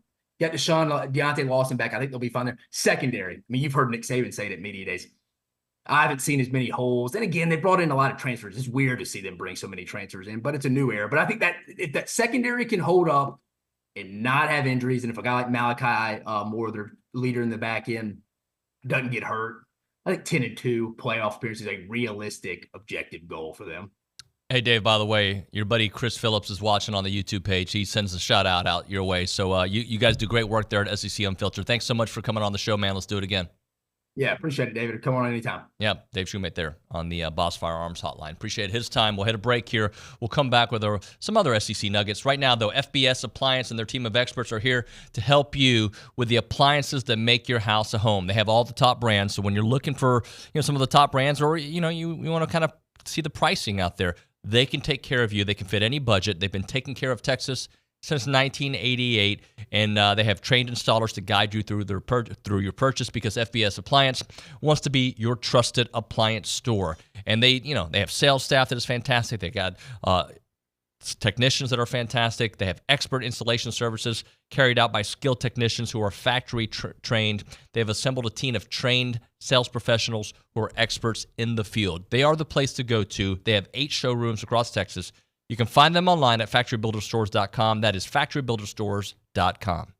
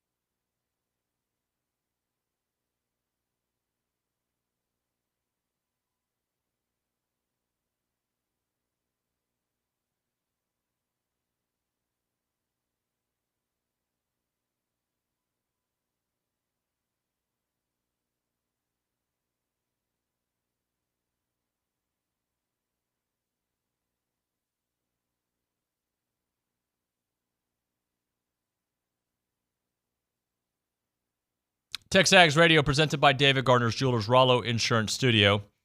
So TexAgs Radio, our Twitter account, which you should go follow, posted when OB and myself were talking about the wide receiver room. And Bo Reed on Twitter says, let's not overlook the upgraded wide receiver coach. The whole staff feels good. It feels great. So let's see how it all turns out. But I agree. Coaching, discipline, culture, weight room, scheme, all different, guys. With some of the same pieces coming back that we loved and some new pieces to make it better. Let's go to the Angry Elephant News and Social Center. What do you have for us, Callie Gardner, in the SEC? We have a lot with the Olympics going on. We had the former Auburn Tigers, Suni Lee, and the women's team USA took home the gold medal yesterday at the 2024 Paris Olympics. And I don't know about you. I don't know if you've seen any of it, but they're Let me pause you. I have not watched 1 second of the Olympics, and I apologize.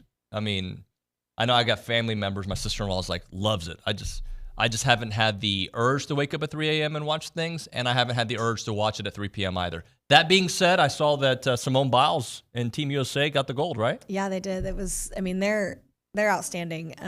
I was mesmerized, and maybe that is the former dancer in me, but I was really enjoying watching them. That's great. Yesterday. By the way, I'm not saying that I'm not interested at all. I just haven't felt compelled to watch. Does that make sense? Yes, absolutely. I'm almost like I'll get the Twitter highlight of Yeah. it as opposed to sitting down and watching it because I haven't watched TV in 3 days. Yeah, and there were Except this show. There you go. I watch myself on the show. Go back and just. I watch it on DVR 3 times in a row. It's 9 hours of my day. All right. Anyway, just a really cool stat with that team. There were 3 different United States colleges represented on that team, which is super neat.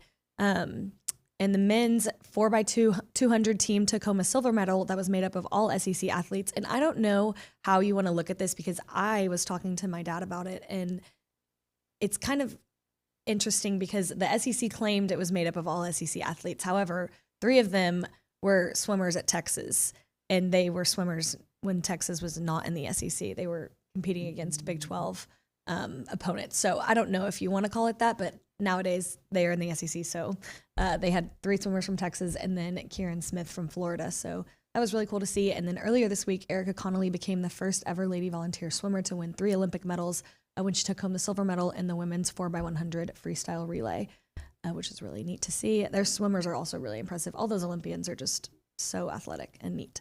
And Joe Lenardi had a bracketology. I saw that. It was really interesting. They had us matched up in the region, the same one as Houston again. So maybe we could, I mean, obviously the season still has to play itself out, but could see a rematch there potentially, even though we're the 5 seed.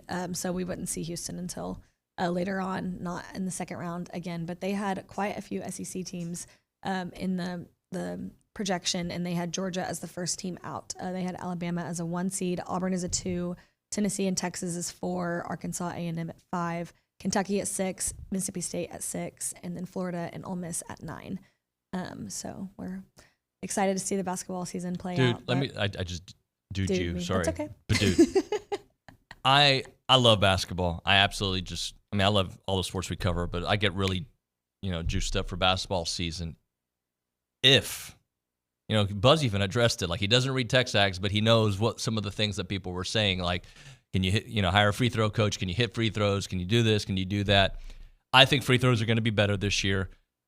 If they figure out the boots situation right, like if Manny Obaseki is the Manny that we saw at the end of last year all season long, and all the other pieces that are joining this team, I think we could be really, really good. And while I would love a higher seed than a 5 seed, I would love that.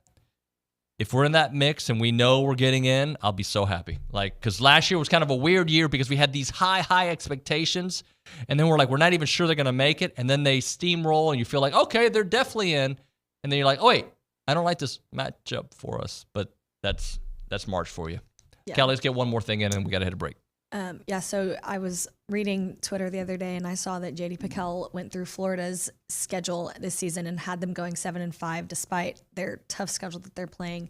And that 7-5 record includes a win over Texas A&M. So it's kind of interesting to see the different media personalities that have that game picked differently. I don't personally have Florida going 7-5 this year. but should be interesting. Good stuff, Callie. Appreciate you very much. Right now, we're talking about our good friends at Caldwell Country Chevrolet. So I was going back and forth with their GM, Adam Dunker, over there, and he says they have a great selection of commercial vehicles with service body trucks. They got flatbed trucks and several medium-duty trucks for those heavier jobs. So a bunch of different options when it comes to getting some bigger vehicles out there. Also, you know this about Caldwell Country Chevrolet. Best in customer service, locally owned and operated by Aggie alumni. They have complimentary pickup and delivery for their service customers. And by the way, did I tell you yesterday, I think I did, about their free oil changes for life on your purchase? As long as you own that vehicle, free oil changes. Are you kidding me? For that reason alone, you buy a vehicle from Caldwell Country Chevrolet. Proud supporter of Aggie Athletics. They have a great sales staff there. I dealt with Dylan a couple years back. He was fantastic. Great experience there. They satisfy customers. They are the premier dealer for commercial vehicles for all of your small business needs. And it's not a far drive. We're talking 15 minutes, the very edge of Bryan to the beginnings of Caldwell. A short conversation away, but you'll see the difference when you step on the lot and do business with the great people there at Caldwell Country Chevrolet. A car buying experience like never before. It is on Highway 21 in Caldwell and online. CaldwellCountryChevrolet.com.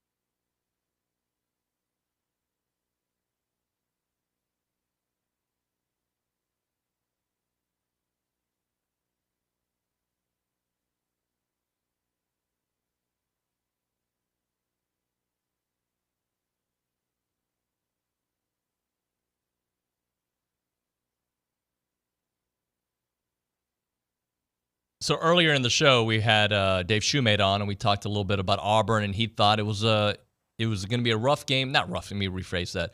An interesting game for A&M for where it lands on the schedule for when the Auburn youngsters kind of figure things out at the end of the year. It'll be a very interesting game for sure, especially a team that's hoping to win 7, 8, 9 games out there. Let's do this. Let's talk to an Auburn insider here on TexAgs Radio, presented by David Gardner's Jewelers Rollo Insurance Studio. We go to the Boss Firearms Hotline. Darrell Dapprich joining us, Auburn insider for Locked On Auburn. Darrell, how you doing, bud? Good, man. How you guys doing? It's great to be on. Thanks for joining us here on the show. So I'm trying to evaluate Auburn because I do think they're going to be significantly better, but how does that translate into wins this year?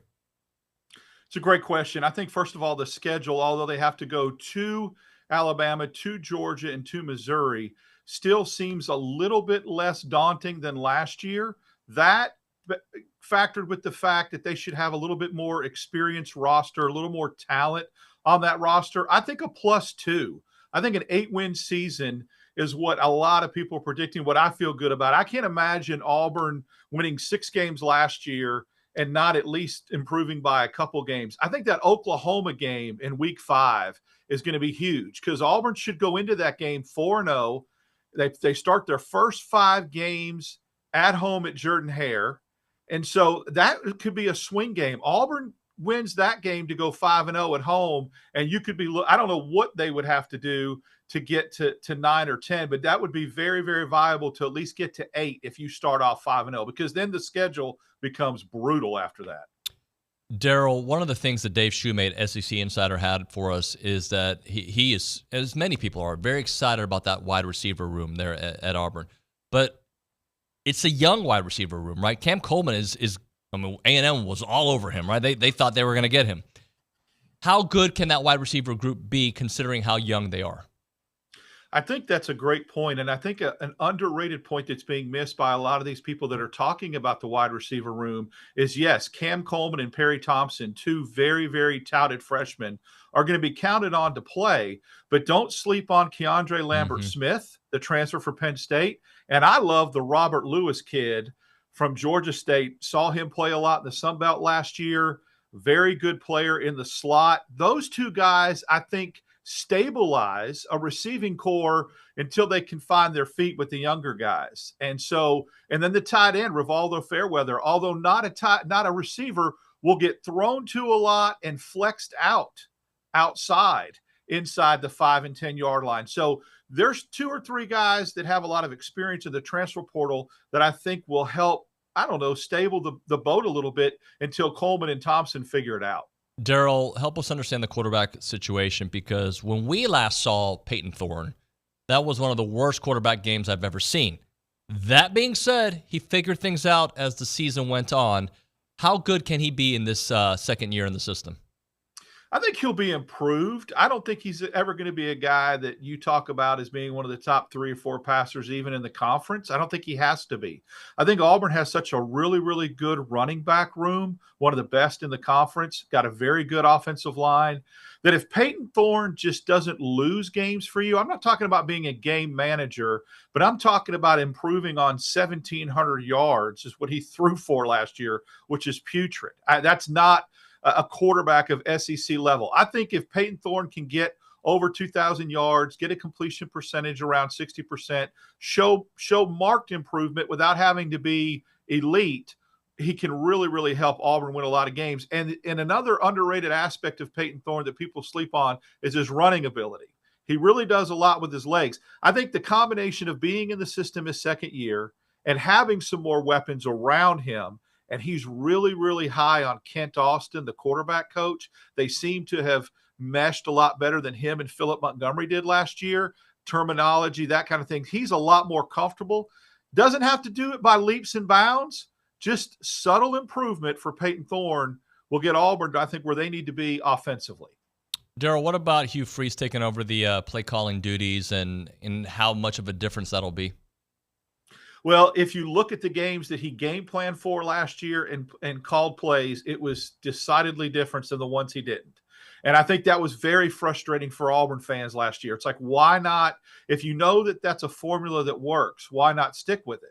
Well, he was trying to build a roster, and he was trying to delegate, and he was trying to, entertain recruits and do things like that. I think he realized with having Kent Austin and having Derek Nix, who came over from Ole Miss, they are all the same page. They've all worked together before. They're very familiar with each other. So even if you freeze, let's say, game plans for a particular game, but then has a play sheet and says, here's what I'd like to do, here's what I'd like to accomplish, he feels enough comfort level with Nix and Austin to let them maybe call some plays. And keep in mind, this is very, very important.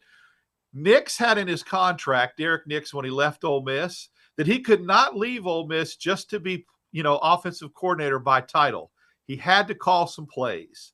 So Auburn has got to put Nix in the mix per se and let him call some plays, because that's part of the agreement to be able to leave the Ole Miss contract. But how do you prove? Like, I don't know. How does that? I know.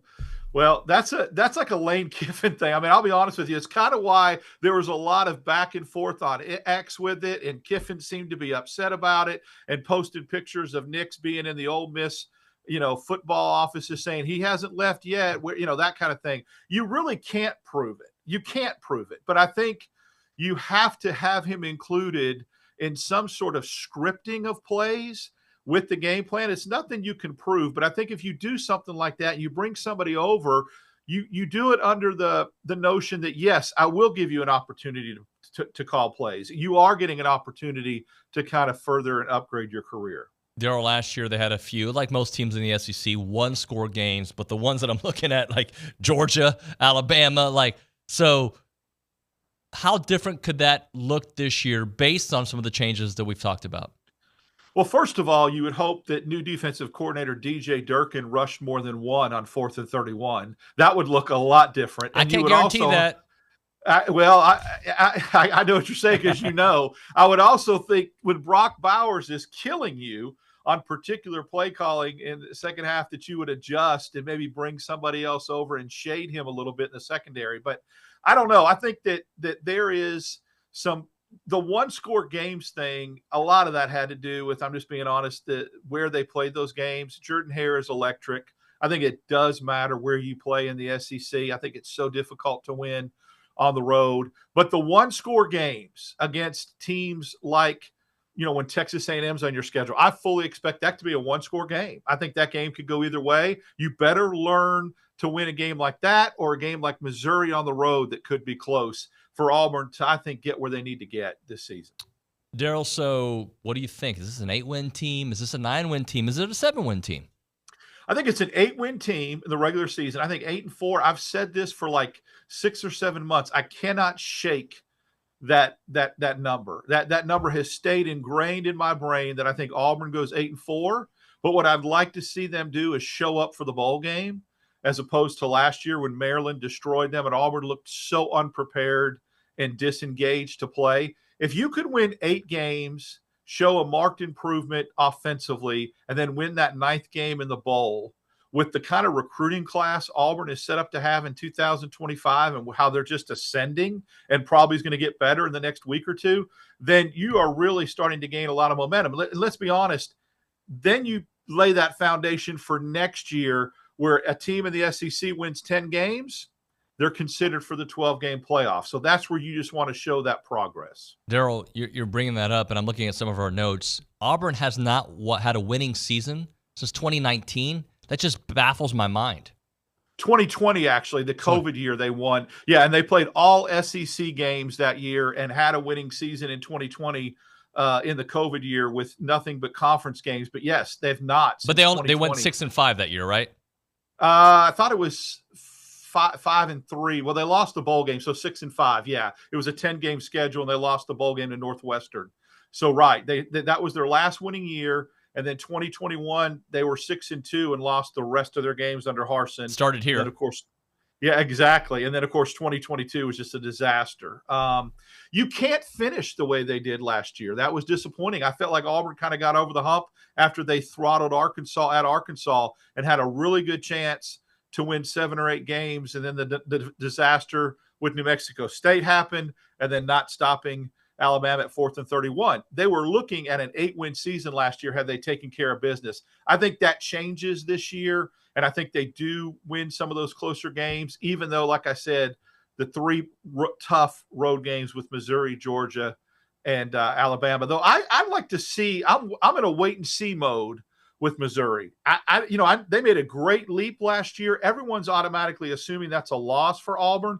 Let's see if Drinkwitz can sustain that and go back to back. They made a great leap, but people forget how terrible that football team was 2 years ago. They made great strides.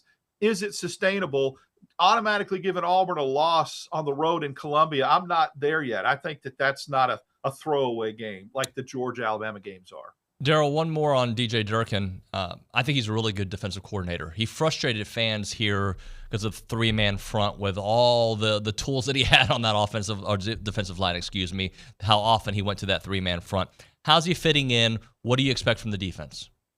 Well, Auburn had to go get some defensive line help. They were absolutely thin across the defensive line, and they got three guys in the portal that a lot of people are high on that came from Power 5 schools. So I think that helped right away solidify what he wants to do. I think Auburn's really strong in the edge rushing, what he's got in the jack, I guess, linebacker, the edge rusher. They're pretty solid there.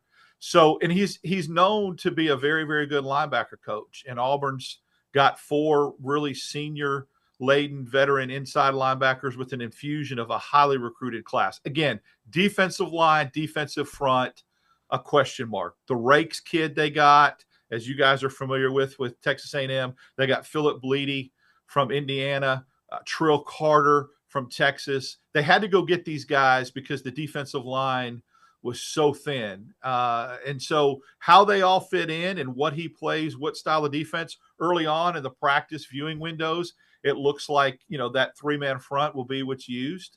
It's just that's what he's got. But he's got a ton of linebackers now that I think he can use different ways, standing up on the outside, on the edge, off-ball linebackers, that kind of thing. Darrell, great stuff, man. I appreciate your time. Appreciate having me on. Thanks, guys. See you, man. Darrell Dapprich there on the Boss Firearms Hotline. We'll hit a break. We'll have a short segment before we start Recruiting Country with Ryan Brauninger. We'll get to your phone calls at 979-693-1150. It's TexAgs Radio.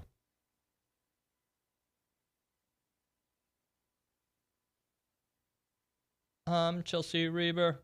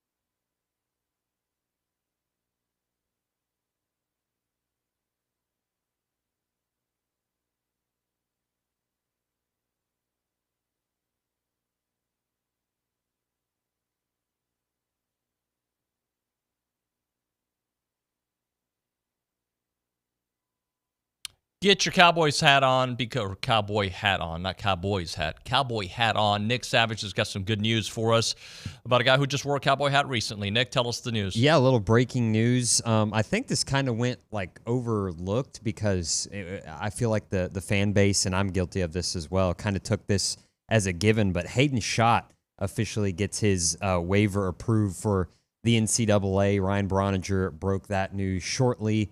A couple minutes ago, and it's always good when you can return a guy who hit 336. Go ahead, put up his numbers, Carson, right next to it. I think 335. Sorry, 8 home runs, 63 RBIs, had an OPS close to 1,000 there. So and on a bum knee for half the year. Yeah, so that's great news for Aggie baseball, and again, can't be more excited for next year.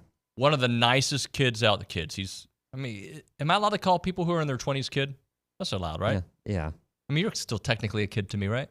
No, I would rather not be called a kid. He's married. I'm married, so yeah. Yeah, I guess when you get married, you're a man. You have a child, you get married, you got I don't know. I have 2 kids, Otis and Birdie. Your dogs? My dogs, yeah. Okay, just making sure. How come you don't ever bring Otis and Birdie to the office? That's a bad idea. Why? That's a bad idea. So when Bronny joins us here in about 5 minutes or so, we will talk some baseball at the back end of recruiting country. We got the pool party to get into. What questions do you have for Ryan Brauninger about pool party, about recruiting? I know it was a lot of 25s here. Was it 25s? Yeah, a lot of 25s here. Wait, am I saying this right? 26s.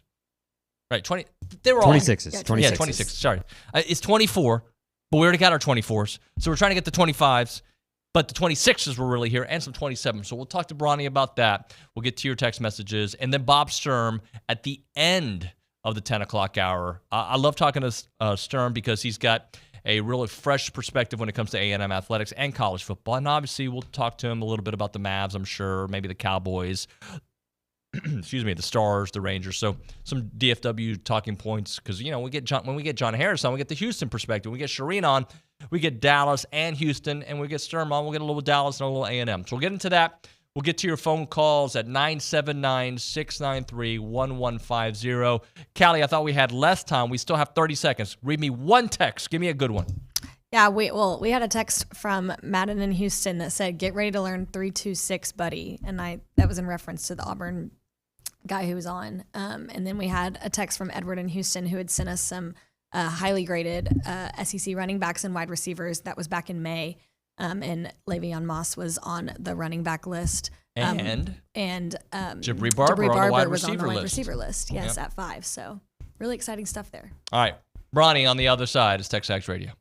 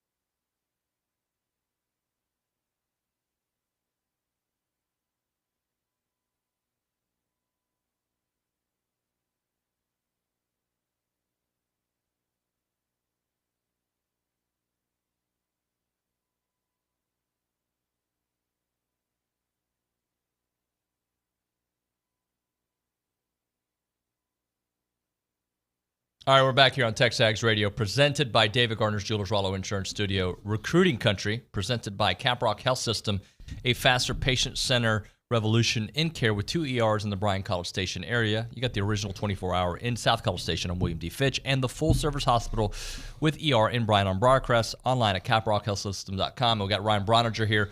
Bronny, I'm going to just make this comment. Hey, how do my shoulders look? You got some good posture. No, I'm just saying. How do my shoulder caps look? I don't understand. I did heavy overhead press today. You know, Yeah. while you were in here working, I was in the gym working. Huh. Okay. All right. So there's some people in So town. you're trying to say that I didn't already do something this morning? I know that you haven't. How do you know that? Because I can tell, because your shoulder capsules aren't popping I like mine didn't are. say I worked on shoulder capsules. What'd you do? I fed the homeless. Yeah, that's exactly what I did. Oh, so you I worked put on my you worked personal you worked needs on the inner, not Yeah, the outer. Exactly. And then this afternoon I'll do the outer. Okay. We will talk Hayden Schott coming back, but we'll do that on the I other was trying to side. dig a compliment out of you, and you just immediately made it about yourself. You're good at that. No. We weren't going to talk about you today, but you made sure that we did. Good. That's No, good. no, You're you good. talked about yourself. Right. I'm admitting that.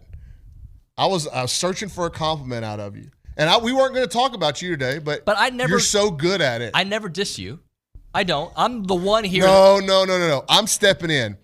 A couple of weeks ago, it was after SEC Media Days when Lucci is on camera dipping cookies in chocolate milk at 3 p.m. Yep. You had ammunition, and I told you whenever I came in before he did, I was like, if Billy goes at you today, you have ammo. Like you have. That's if you think I have a memory. I had forgotten about the chocolate.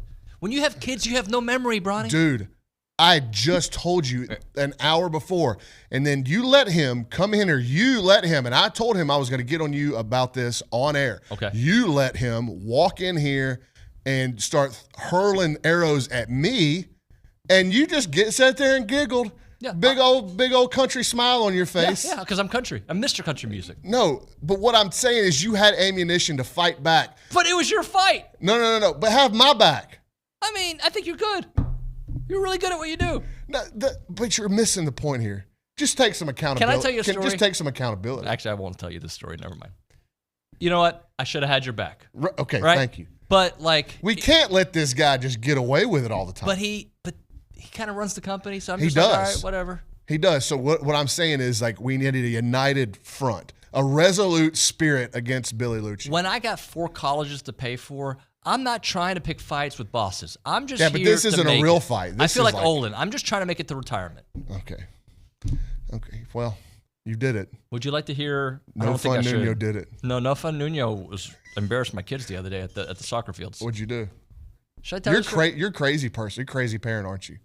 There's some people listening that really want to hear about this pool party.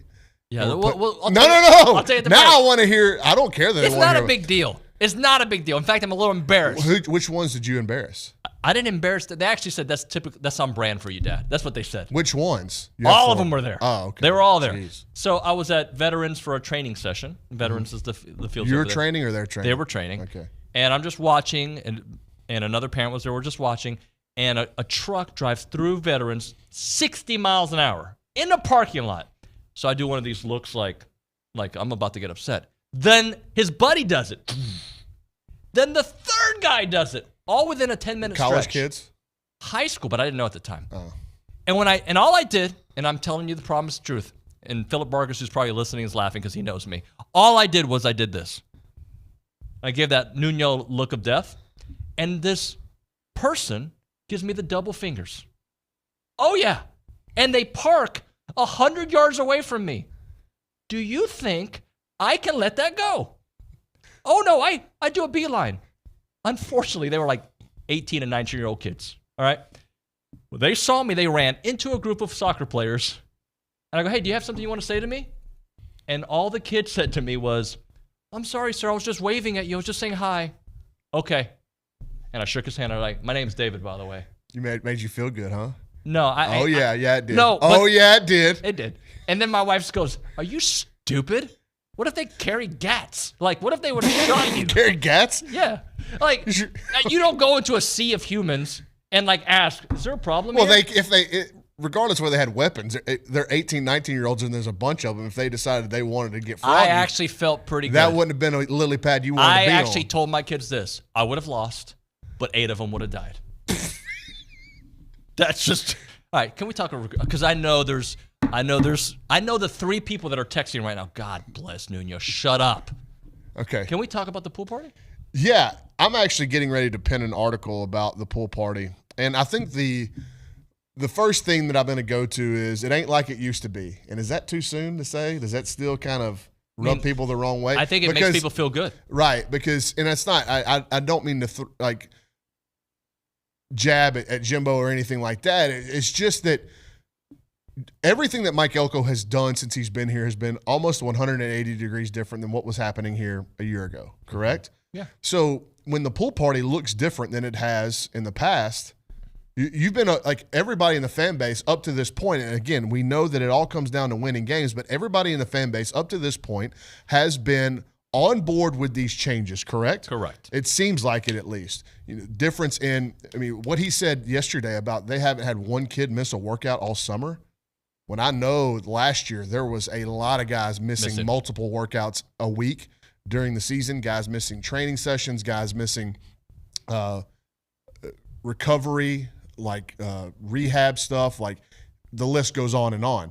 All of that has changed. So whenever they have a little bit different feel for how they want to do some of these recruiting events, we've already told you that the camps looked very, very different in terms of how they were run. They got a bunch of good players to them, much like Jimbo did, but they ran them completely different. So whenever they have these recruiting events like the pool party and it looks different than it did in the past, shouldn't this guy get the benefit of the doubt because of the body of work he started to put together on how analytical and sharp and with a purpose everything he does has been, right? Right. Mike Elko doesn't do anything willy-nilly or just happenstance. There's thought processes. Method to his madness. Right. And you're pretty sure, and to me, as a person who intakes football the way that I do, it's much different than the way that I intake baseball. I'm confident that whatever Mike Elko does, there's a real thought process behind it. There's a reason for it. It's not just, I feel like we should do this. There's reasoning behind it. There's a strategy.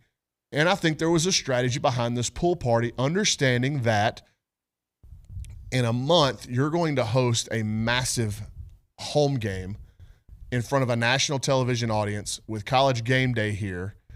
And that is where you're going to better portray what Texas A&M is, what Texas A&M football is, what life is like as an Aggie football player, than a late July pool party with nobody else on campus and classes not even close to starting.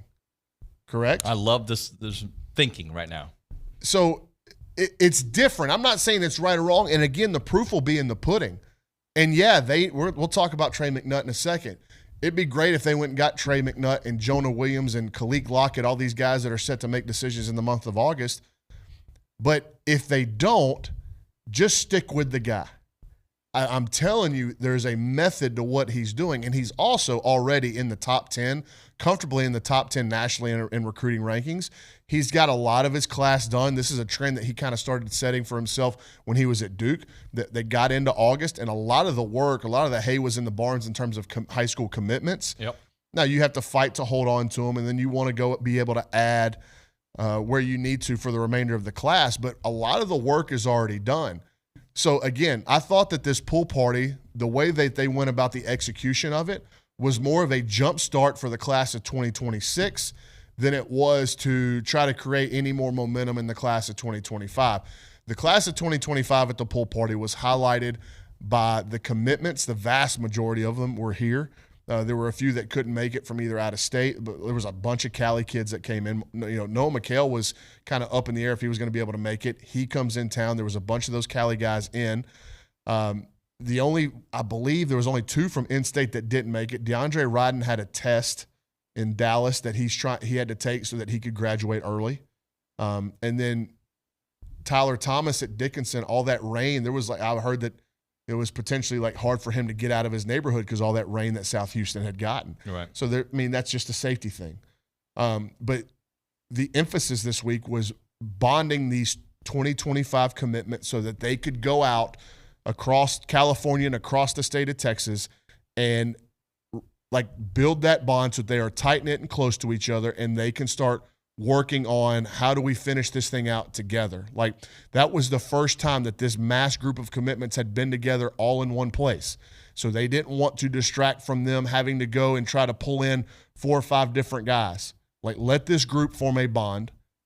Let's see how that works out whenever they go out their separate ways. But they, the group chat, I'm sure, got way better. Just the personal relationships between the kids in the commitment class, because there is some, it's not a bunch, but there's a bunch from out. I mean, there's not a majority, but there's a bunch from out west. And obviously there's a massive group from the state of Texas. So getting them together and letting them interact with each other was the important thing here, so that they could form a strong bond and be tight-knit and loyal to each other throughout the remainder of the season. And then a month from now, a bunch of them will be back with those tight bonds and connections, and then you're going to go, okay, we've got X player coming in. We're trying to press on him. We'd love to add him to the class. And then guys like Landon Rink and Dejon Petaway or Hassan Longstreet and Noah McHale and Marco Jones can go out and work on these guys without having to sacrifice any kind of time together because they've already got that bond formed. So just a different strategy with the same kind of ideas, right? So Notre Dame, whatever home game, is always going to be a big, it's going to be a big recruiting weekend. But using the pool party as a get-together, strengthening relationships, and hopefully you do get a couple guys to say, hey, this is where I'm going, right? But the real work is done, like, here's what we do. This is what a game day looks like. This is the atmosphere you're walking into, selling that point. Yeah, and that is A&M's best selling point in the fall, is what this place looks like on a Saturday at Kyle Field. And to open the season with a marquee matchup like that, they're going to take every advantage of that chance. And I would suspect, just based off what we're hearing right now, that visitor list is going to be pretty star-studded, whether it be obviously the commit class. There'll be a bunch here, but there will be a few elite players in the class of 25, and then a bunch in the class of 26 that I suspect to be on campus. Yeah. Let's talk about some of the names that were here that you're feeling good about. Well, I mean, Trey McNutt is the big one, right? And he wasn't here technically for the pool party. He came in the day before and then left and went to Oregon for an unofficial visit. And that's a massive hurdle that A&M would try to clear. And what I wrote in my update last weekend, after what I made some calls about Trey's visit to A&M, did an A&M fantastic job. They made the visit very personable and personalized. So personable meaning the relationships and the amount of sit-down time and FaceTime he got with individual members of the staff, whether it be Ish Aristide, Jordan Peterson, and the secondary coaches, Mike Elko, Jay Bateman, the recruiting staff, the academic staff. It was very personable. But then it was very personalized, and they showed, there was a lot of Trey McNutt-centric things in the presentations that they did, what his interests are and how A&M can best help serve his interest, and then how he can best help serve A&M. So it was very personable and personalized from the way it was described to me, and that the Aggies did a really, really good job, as good of a job as they could do heading into that Oregon visit. And it was massively important that he moved that decision date back. And I think like 10 days prior he had said he was set to commit, and then he announced that he was moving it back to August 3rd. What we're looking at right now is a situation where I truly believe it's a coin flip. Like, I've got no feel for who's out in front. I haven't made any calls on it this morning, and I plan on doing that today. But this is a kid that if A&M lands him, and this is what I wrote in my update last week, if the Aggies are able to land Trey McNutt, it will be Mike Elko's best recruiting job since he's been here. Because 3 months ago, I think this thing was like done and dusted. He was going to go to Oregon.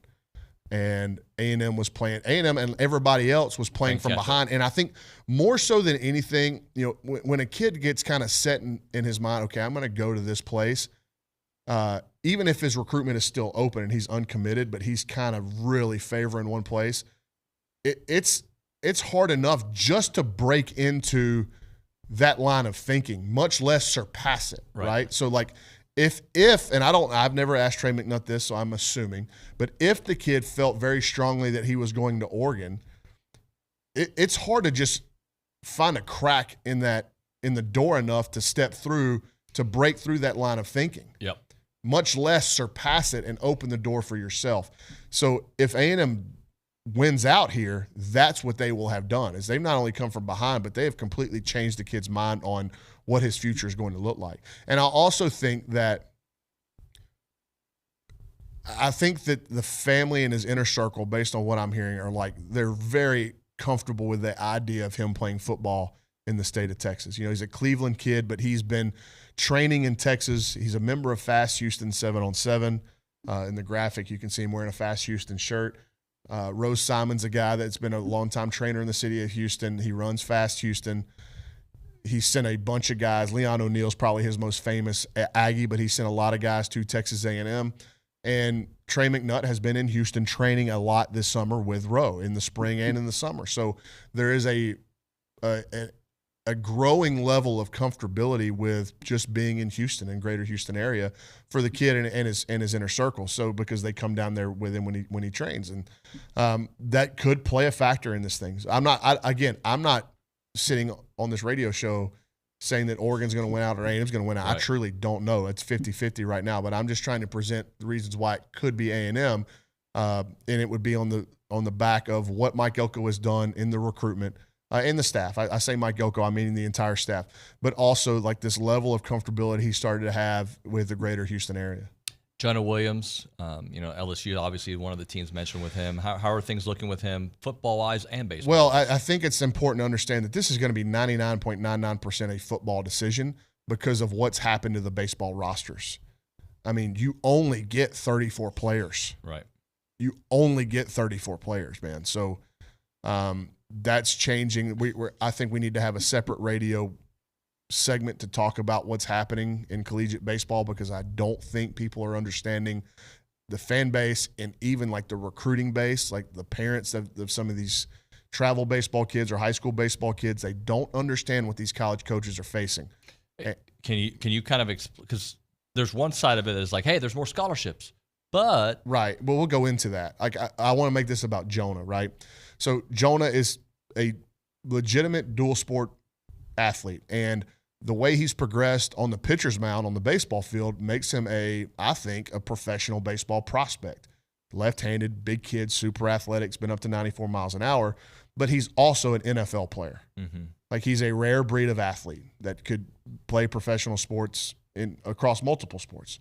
For A&M, it's been weird because like throughout these ups and downs in his recruitment, and if you listen to folks, the national folks, they had you convinced in the spring that he was going to Oregon, and then there was this massive LSU push, and now Texas has kind of come in and out, but the one constant that's been in there that everybody will say, well, A&M's in it.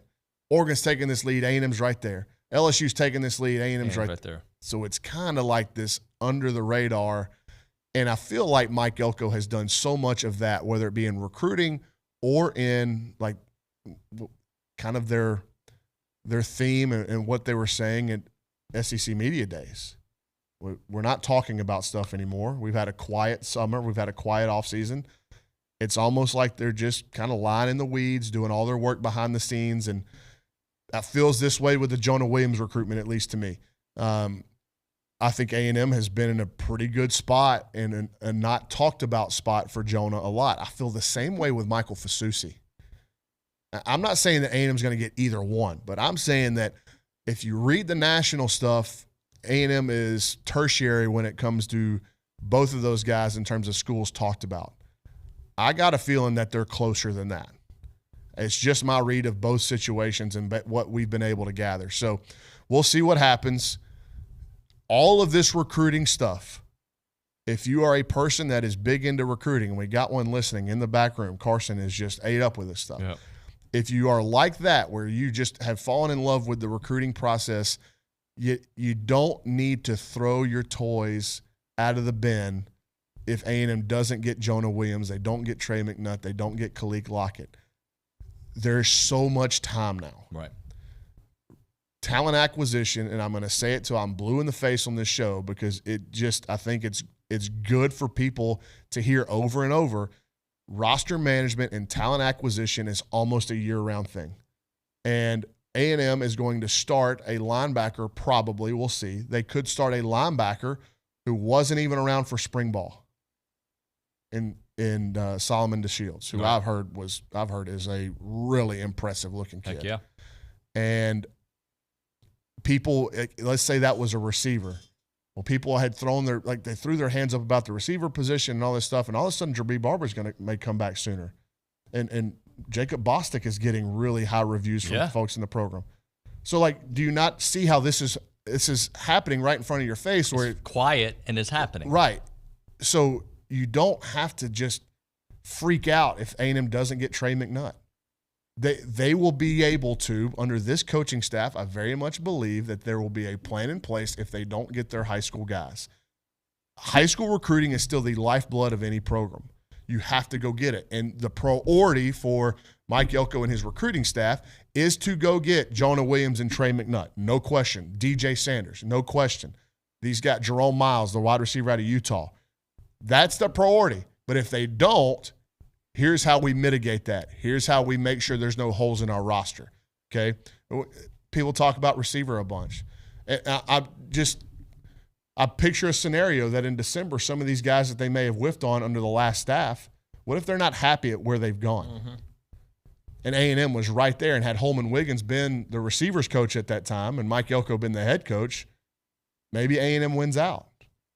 So there's just so much time before you need to get upset about what the roster looks like. We'll hit a break here. A little bit more recruiting, and we'll also get into some baseball thoughts here with Hayden Schott coming back. That and more. It's TexAgs Radio.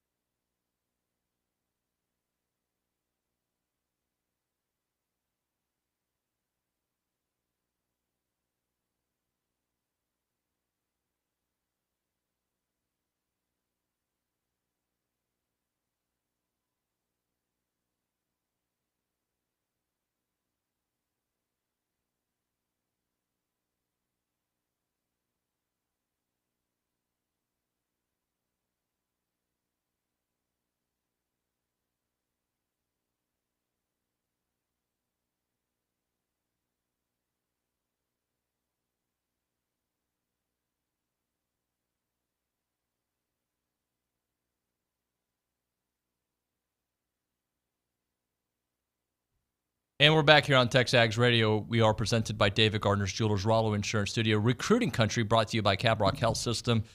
Any final recruiting thoughts before I transition to the Hayden Schott news? What have we missed out on that I sent you to talking about? I think we talked about everything. Keati Armstrong, did we talk about him? What do we need to talk about Keati for? Is that not your note? I don't think so. Oh, okay. Keati, people freaked out because there was some kind of picture of Keati that appeared then disappeared from his Snapchat account, but to me it looked real fuzzy and like it wasn't his. I don't know. He was wearing it was like pictures from his Texas visit.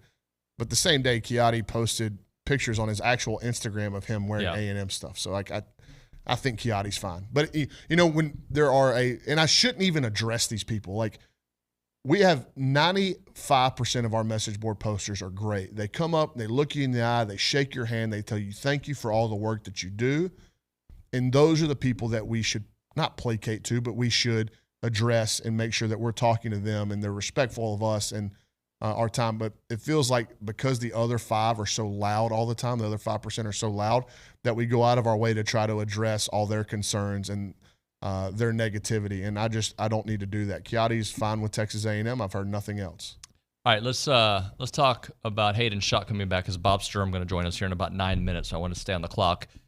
The news came out this morning, and you were kind of going through the lineup, what it could look like. I mean, it's pretty exciting. Well, let me tell you how this went down. So, talked to some folks this morning about Schott coming back, and again, they expressed real confidence in that his waiver was going to be approved. So I get to work and I post on the board. It was like 9:30. I post on the board. Talked to some sources this morning. Feel really good about Schott getting his waiver. Feel confident. But again, we're dealing with the NCAA.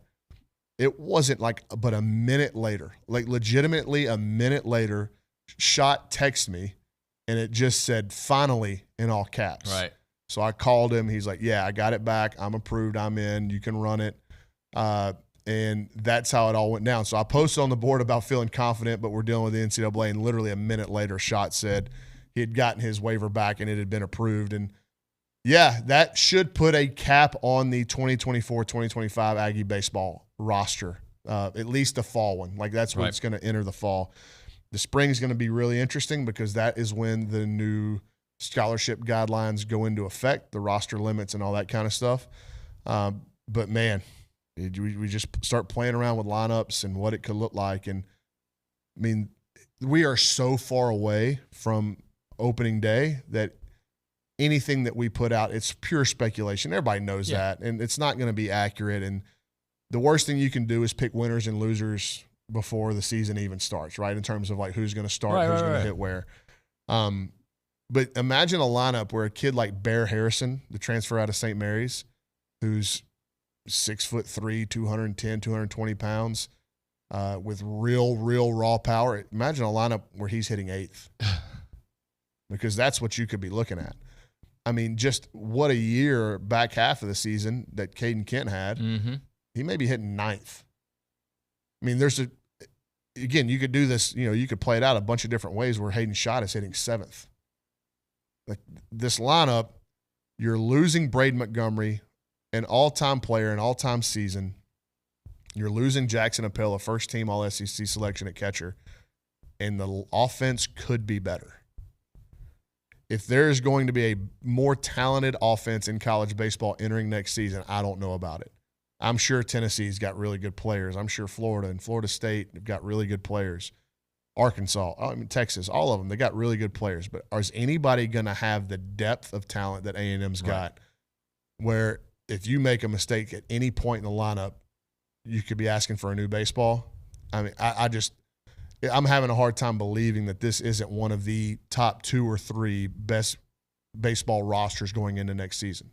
The job that Michael Early's done, and obviously some of this stuff, but you know what? Like Hayden Schott doesn't even appeal for the waiver to come back if Michael Early's not his head coach.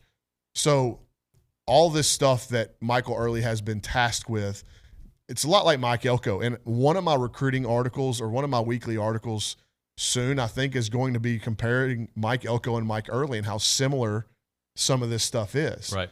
But one of the things that Mike Early has done has just, where's an empty box? Right. That he hasn't checked with a big old fat black ink check mark. I don't know that there is one right now. It's going to come down to winning and losing games. That's what it always comes down to. But he has certainly put his team and his baseball program in a position to get off to about as good of a start as he could for his head coaching tenure. Bronny, thank you very much, buddy. Thank you. We got to get to Bob Sturm from 1310 The Ticket next here on TexAgs Radio, presented by David Gardner's Jewelers.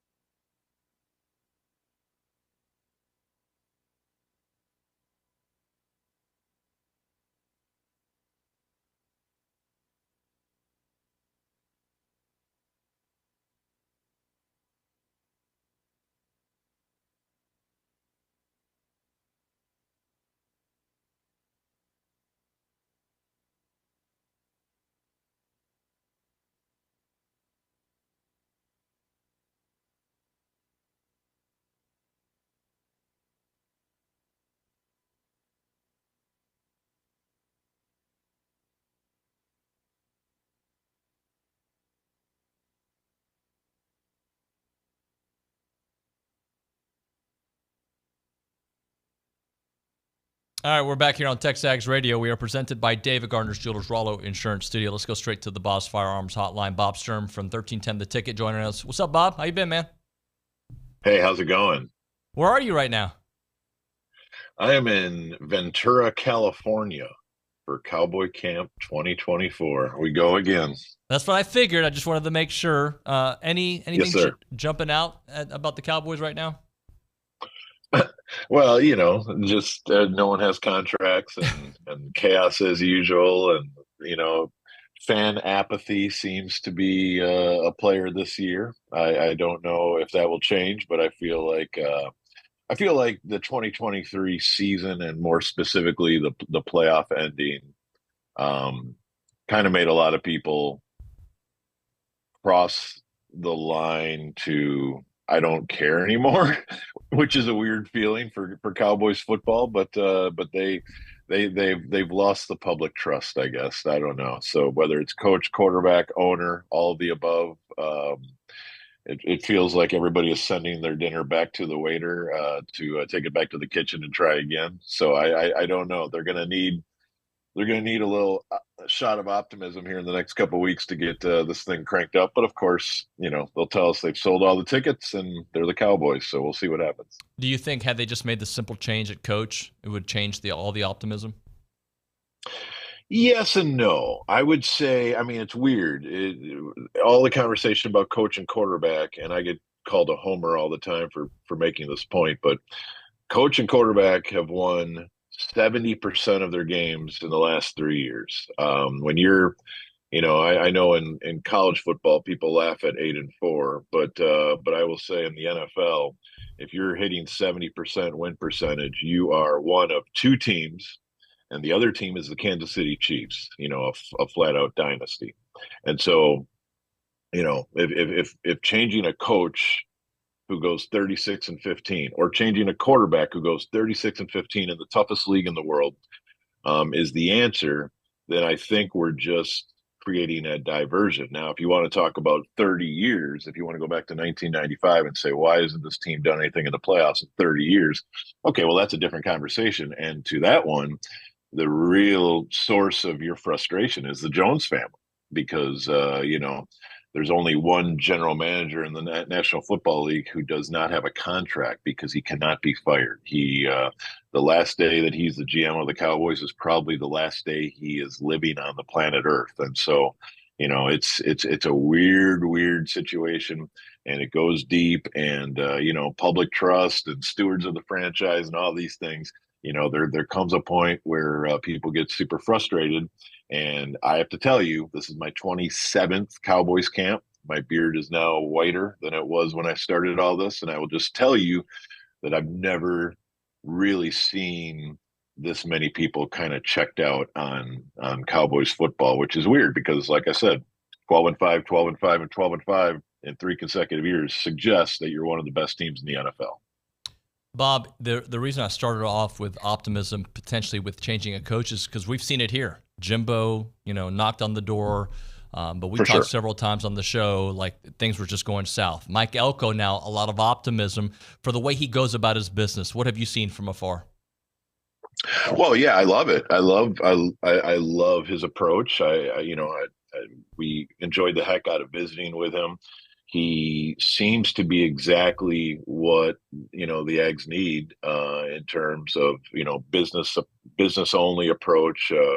We're not here to, necessarily stroke personalities and to just, gather as many 5 stars as possible. We're trying to build a team here, and we're trying to do something as a collective unit, not as individuals. And we realize that if we get where we want to go as a program, individual goals will be more and more possible, but it's not about you, it's about us. And so I love it, and he obviously knows what he's dealing with, and he obviously knows what he's doing as a football coach. So when I look at all of that, I think it's great. I would also say, whether it's the Cowboys or the Aggies or whatever, optimism of a new coach and the feeling of freshness, it ends pretty quickly once you start getting hit in the face if the results aren't there. And so, if you fire McCarthy, you can.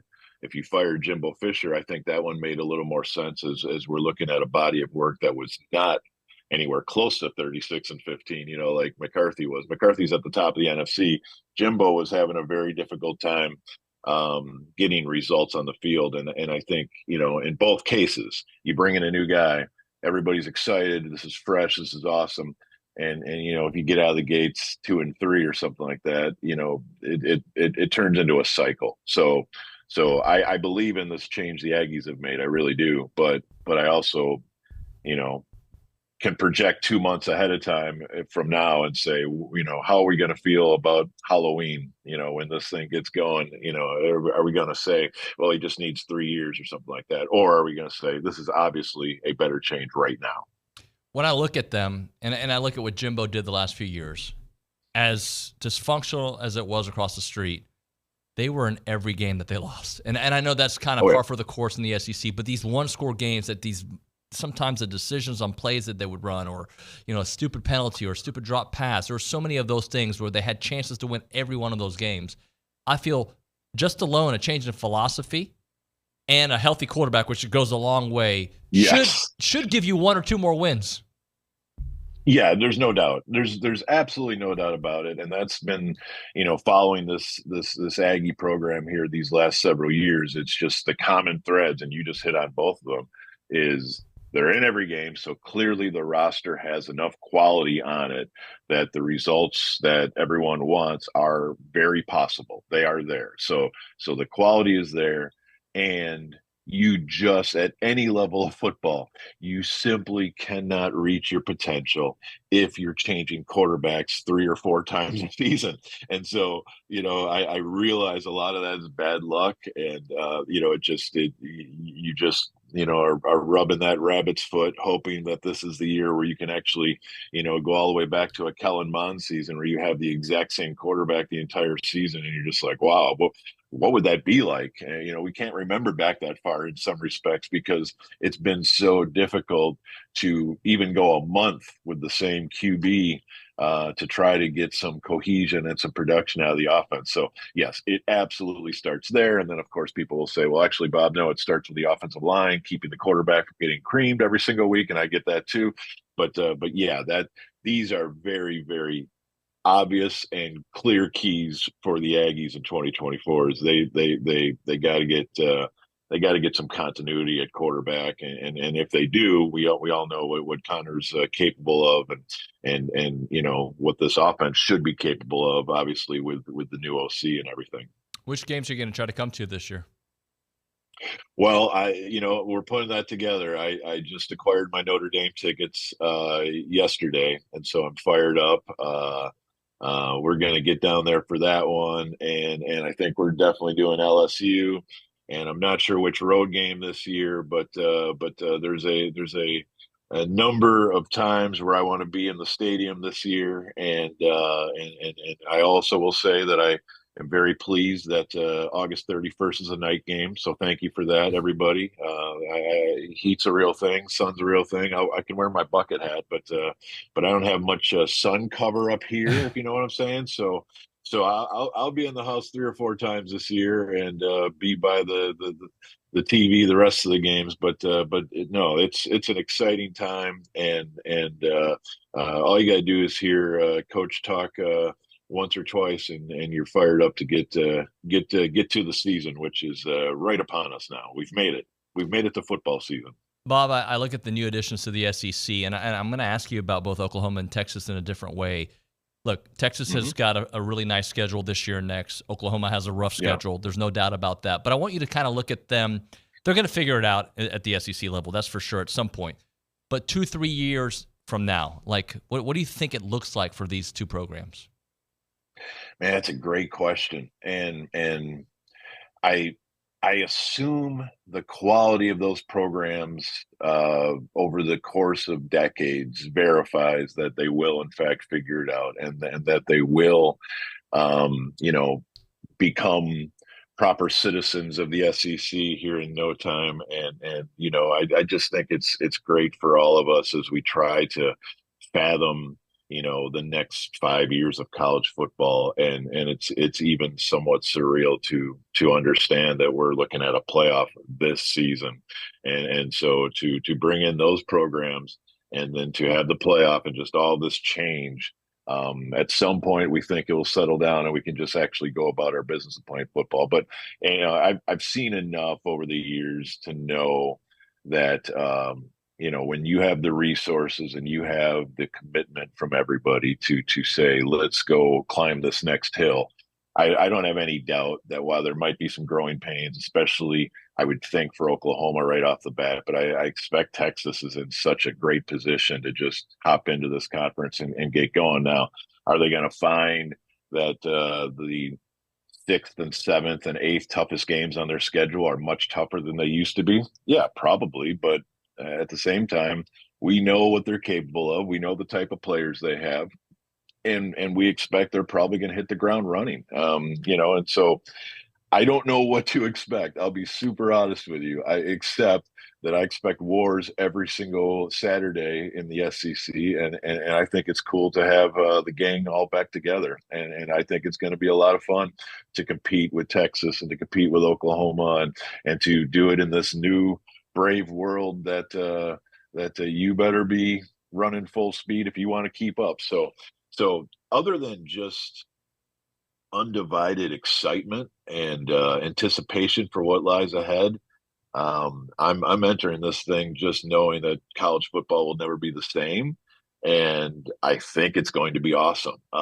As far as any bold predictions that such and such a school will never do better than 7th or anything like that, I'm not going to throw that out there because they have quality and they have a reputation and they have a history that says they're going to be fine. And for that, the Aggies have to raise the standard and maintain the standard moving forward because, it's going to be as competitive and as exciting and as the thrill of victory and the agony of defeat will be living right there every single Saturday. And I can't wait. Hey, Bob, let me close out with a Mavs question. I worked there for a few years for Mark, and I have a rooting interest in them. And I want to talk about Luka for a second because I remember, the Western Conference Finals and Finals, how the media, that thought he was the greatest thing ever, and then the next day, Wendy is destroying them. I didn't get to listen to your show the day after that whole Windhorse thing, but just your thoughts on the way he's kind of portrayed. Yeah, it's a weird deal. I still think the NBA media doesn't quite know what to do with the European players, the European stars, and frankly, the European white guys. I think they know, with Embiid and Giannis, they seem to get treated as one of the guys, and I don't mean to trample on sensitive topics, but I do still think the NBA media is very provincial, and they like to think that America produces all the best basketball players. And so when Slovenia produces one, or in the case of Nikola Jokic, when Luka and Jokic are handled differently. They're perceived differently. Now, Jokic doesn't give as much ammunition to the media as Luka does. Luka is an acquired taste. We all know it. We would all love it if he would just focus on basketball and not be so demonstrative about every call and not appear to be somewhat out of shape at times. And, so he does feed the monster. And I do think Luka likes to be the heel, whereas Dirk lived his life as a lovable, likable guy that wants to be everybody's friend. Luka kind of enjoys flipping the middle finger at the opposing crowd at any chance, figuratively, of course, but he likes to be the heel, to use a wrestling term, I suppose. And so it's a weird deal. And I've always thought with this current Mavericks group, they've got Mark Cuban, who is a bit abrasive. They got Kyrie Irving, whose reputation precedes him, and they got Luka. And so if you put those three together and you say, why does the New York or Boston media seem to not like this group of guys? I think it's pretty obvious. We have assembled a team of guys who are just sort of the type of guys the media gets tired of pretty quickly. So does that commentary matter in the big scheme of things? Yes and no. It's annoying if you're a fan and you're enjoying your team on a playoff run, then you have to hear that your superstar stinks or something like that. It's nonsense. It's absolute nonsense, and it's frustrating the way the NBA is covered media wise, because it seems like it's shock value, and really nobody's getting any smarter consuming it. Frankly, it's just nonsense. But I think Luke has taken some massive strides. I think the Mavs are at a really exciting spot right now, but I also know we probably shouldn't stay up late waiting for the Northeast media to start adoring them, because I don't think that's going to happen. Hey, Bob, you're the best, man. Thanks for making time for us. We'll talk soon, all right? Anytime. That's fun. Thank you, man. See you. Bob Sturm, love him and his takes here on TexAgs Radio. We'll hit a break here. We'll come back with one tiny segment. But let's talk Hush and Whisper before we do that. It's time to reserve your space for a holiday party. Contact Hush and Whisper or submit a request on their events page at hushandwhisper.com. Last year, they hosted a bunch of parties for groups from 20 to 150 guests. Very successful nights, by the way. Folks had a blast. It's an awesome venue. When you go there, you're going to love what you see. You feel like 1930s vaudeville kind of vibe to it. It's cool. It's the place you want to go for partying and for just enjoying a great atmosphere. And of course, that they're making their whiskey there, they're making their vodka, they're making their original gin by sourcing only the finest local ingredients. They're a place where you can enjoy a cocktail with a premium local spirits, but it's also a place to inspire discovery. You can learn about the nuances of flavor. You can see how they do it. You can reserve a tour and a tasting, or just a tasting. You could book an event, as I mentioned. The website, hushandwhisper.com. They are open Thursdays and Fridays, 2 to 11, and Saturdays, 11 a.m. to 11 p.m., 219 North Main Street in downtown Bryan. It's hushandwhisper.com, hushandwhisper.com.